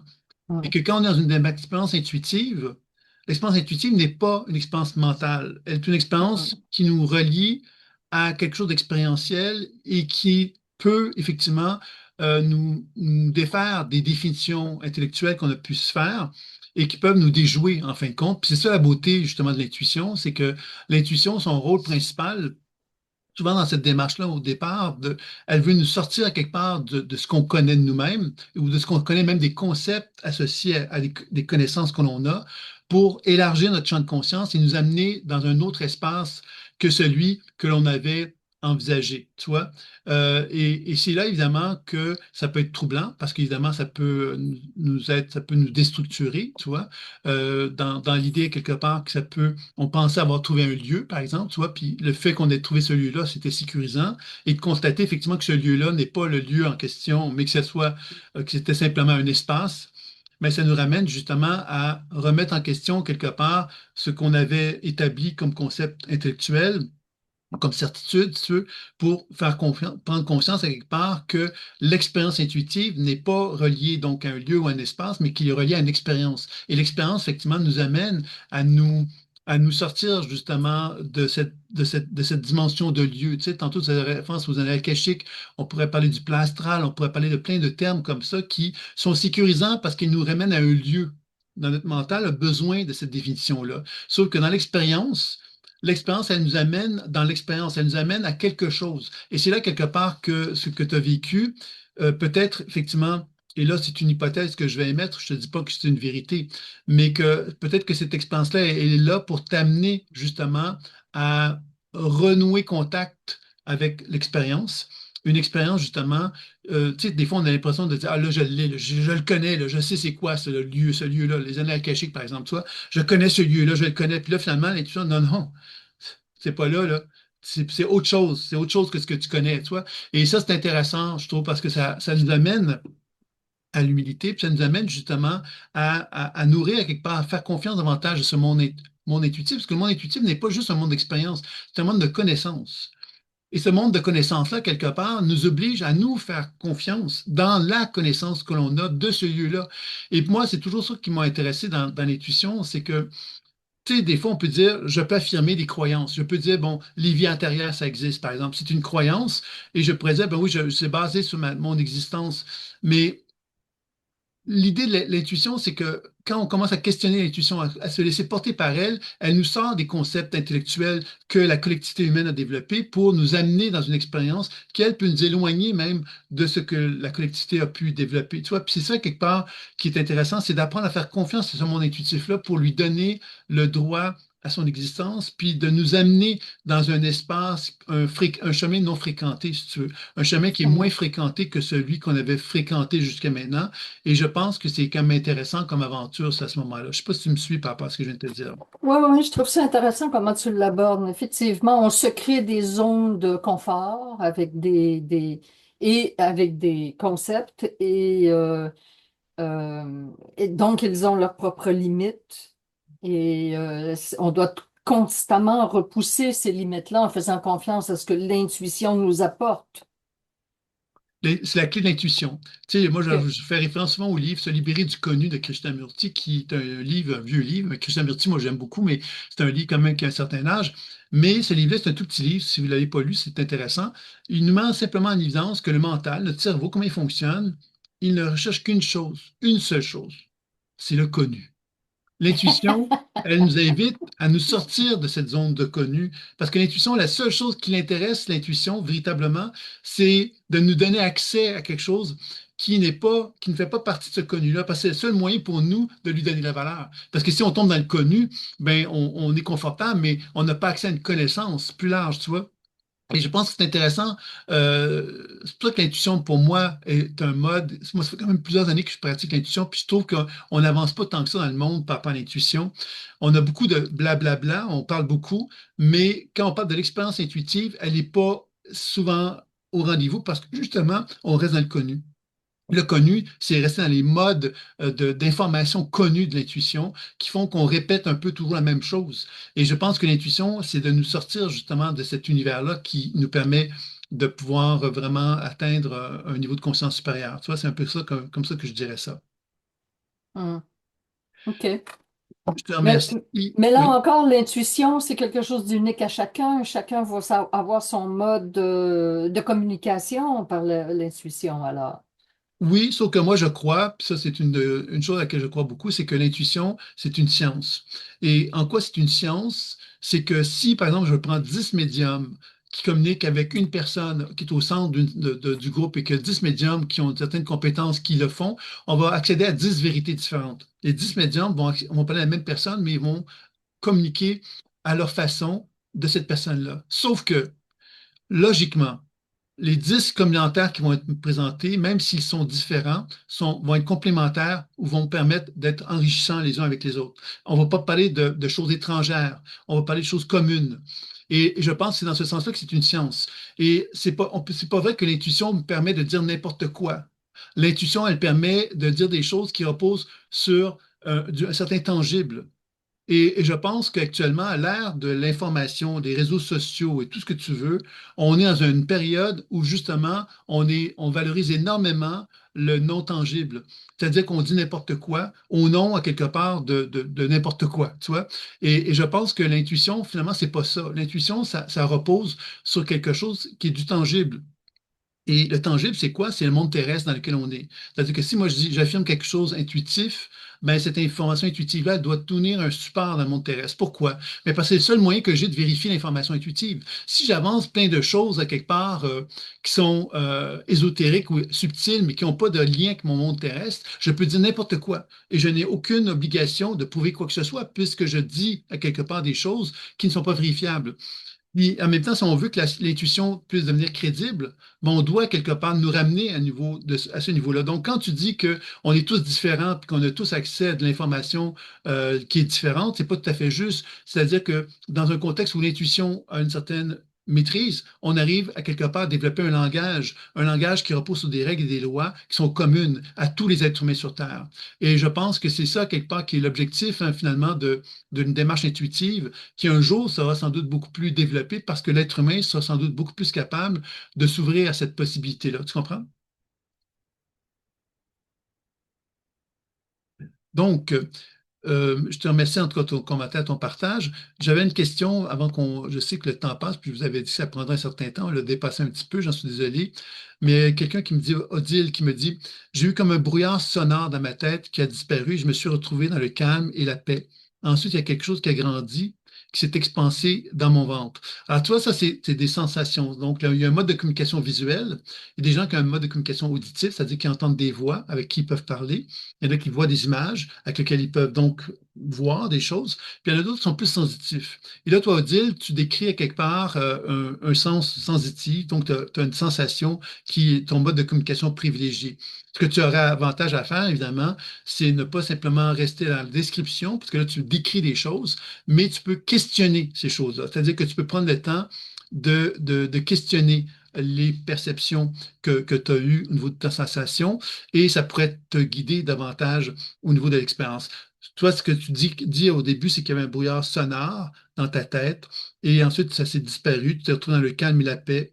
Et ensuite, il y a quelque chose qui a grandi, qui s'est expansé dans ton ventre. Alors, tu vois, c'est tout un processus intuitif finalement que tu décris d'une façon un peu comme objective, tu observes des choses, mais si tu donnais des mots à ça, probablement que tu serais capable de me faire part d'un parcours évolutif de ta conscience qui s'est apaisé à la fin, qui a trouvé un sentiment d'être plus expansive dans le ventre parce que justement, tu avais le sentiment quelque part que tu prenais enfin ta place, par exemple, dans la vie. Tu vois, c'est un peu comme ça que je pourrais te décrire ça.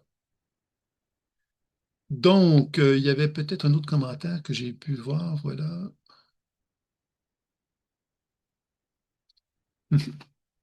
Donc, ben oui, il y en a qui se sont endormis, c'est super. Je suis très endormant dans ce genre de pratique-là. Donc, ça arrive à certaines personnes de s'endormir aussi, mais je sais que pour certains, c'est le soir également, donc de pouvoir le voir.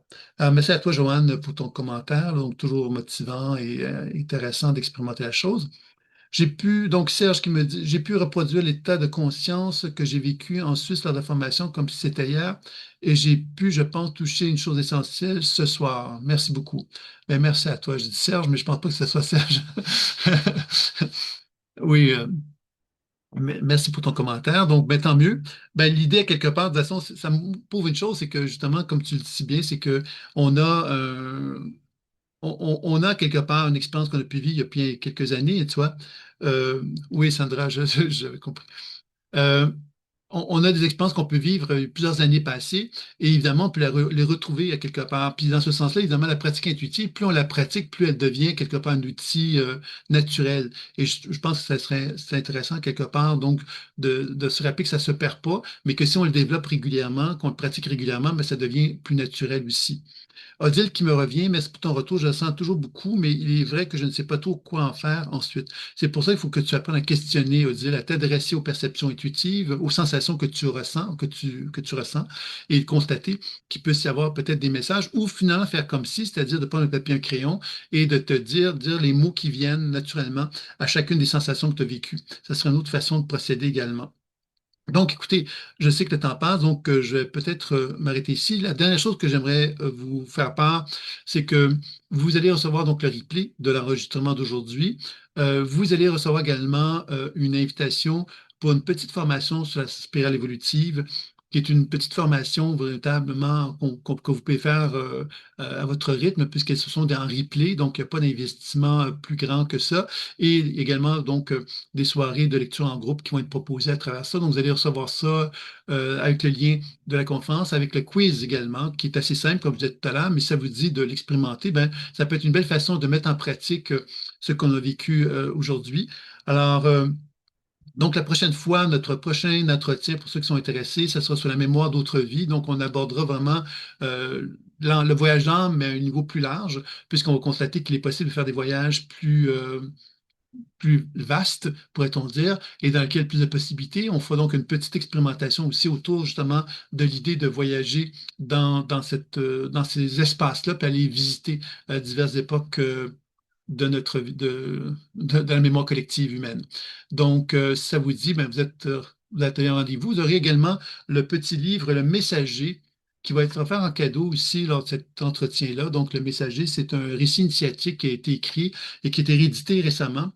Il y a eu donc des petits changements qui ont été faits, des petits ajouts aussi, et qui vous parle de la mémoire et de quelle façon qu'on doit apprendre à se libérer de la mémoire. Ça sera le thème du deuxième entretien. Donc, si ça vous dit, ça me fera plaisir de vous y revoir. Donc, je vais vous dire à très bientôt. J'espère que vous avez apprécié et on se reparle donc la semaine prochaine si ça vous dit à chacun d'entre vous. OK? Au revoir à tous.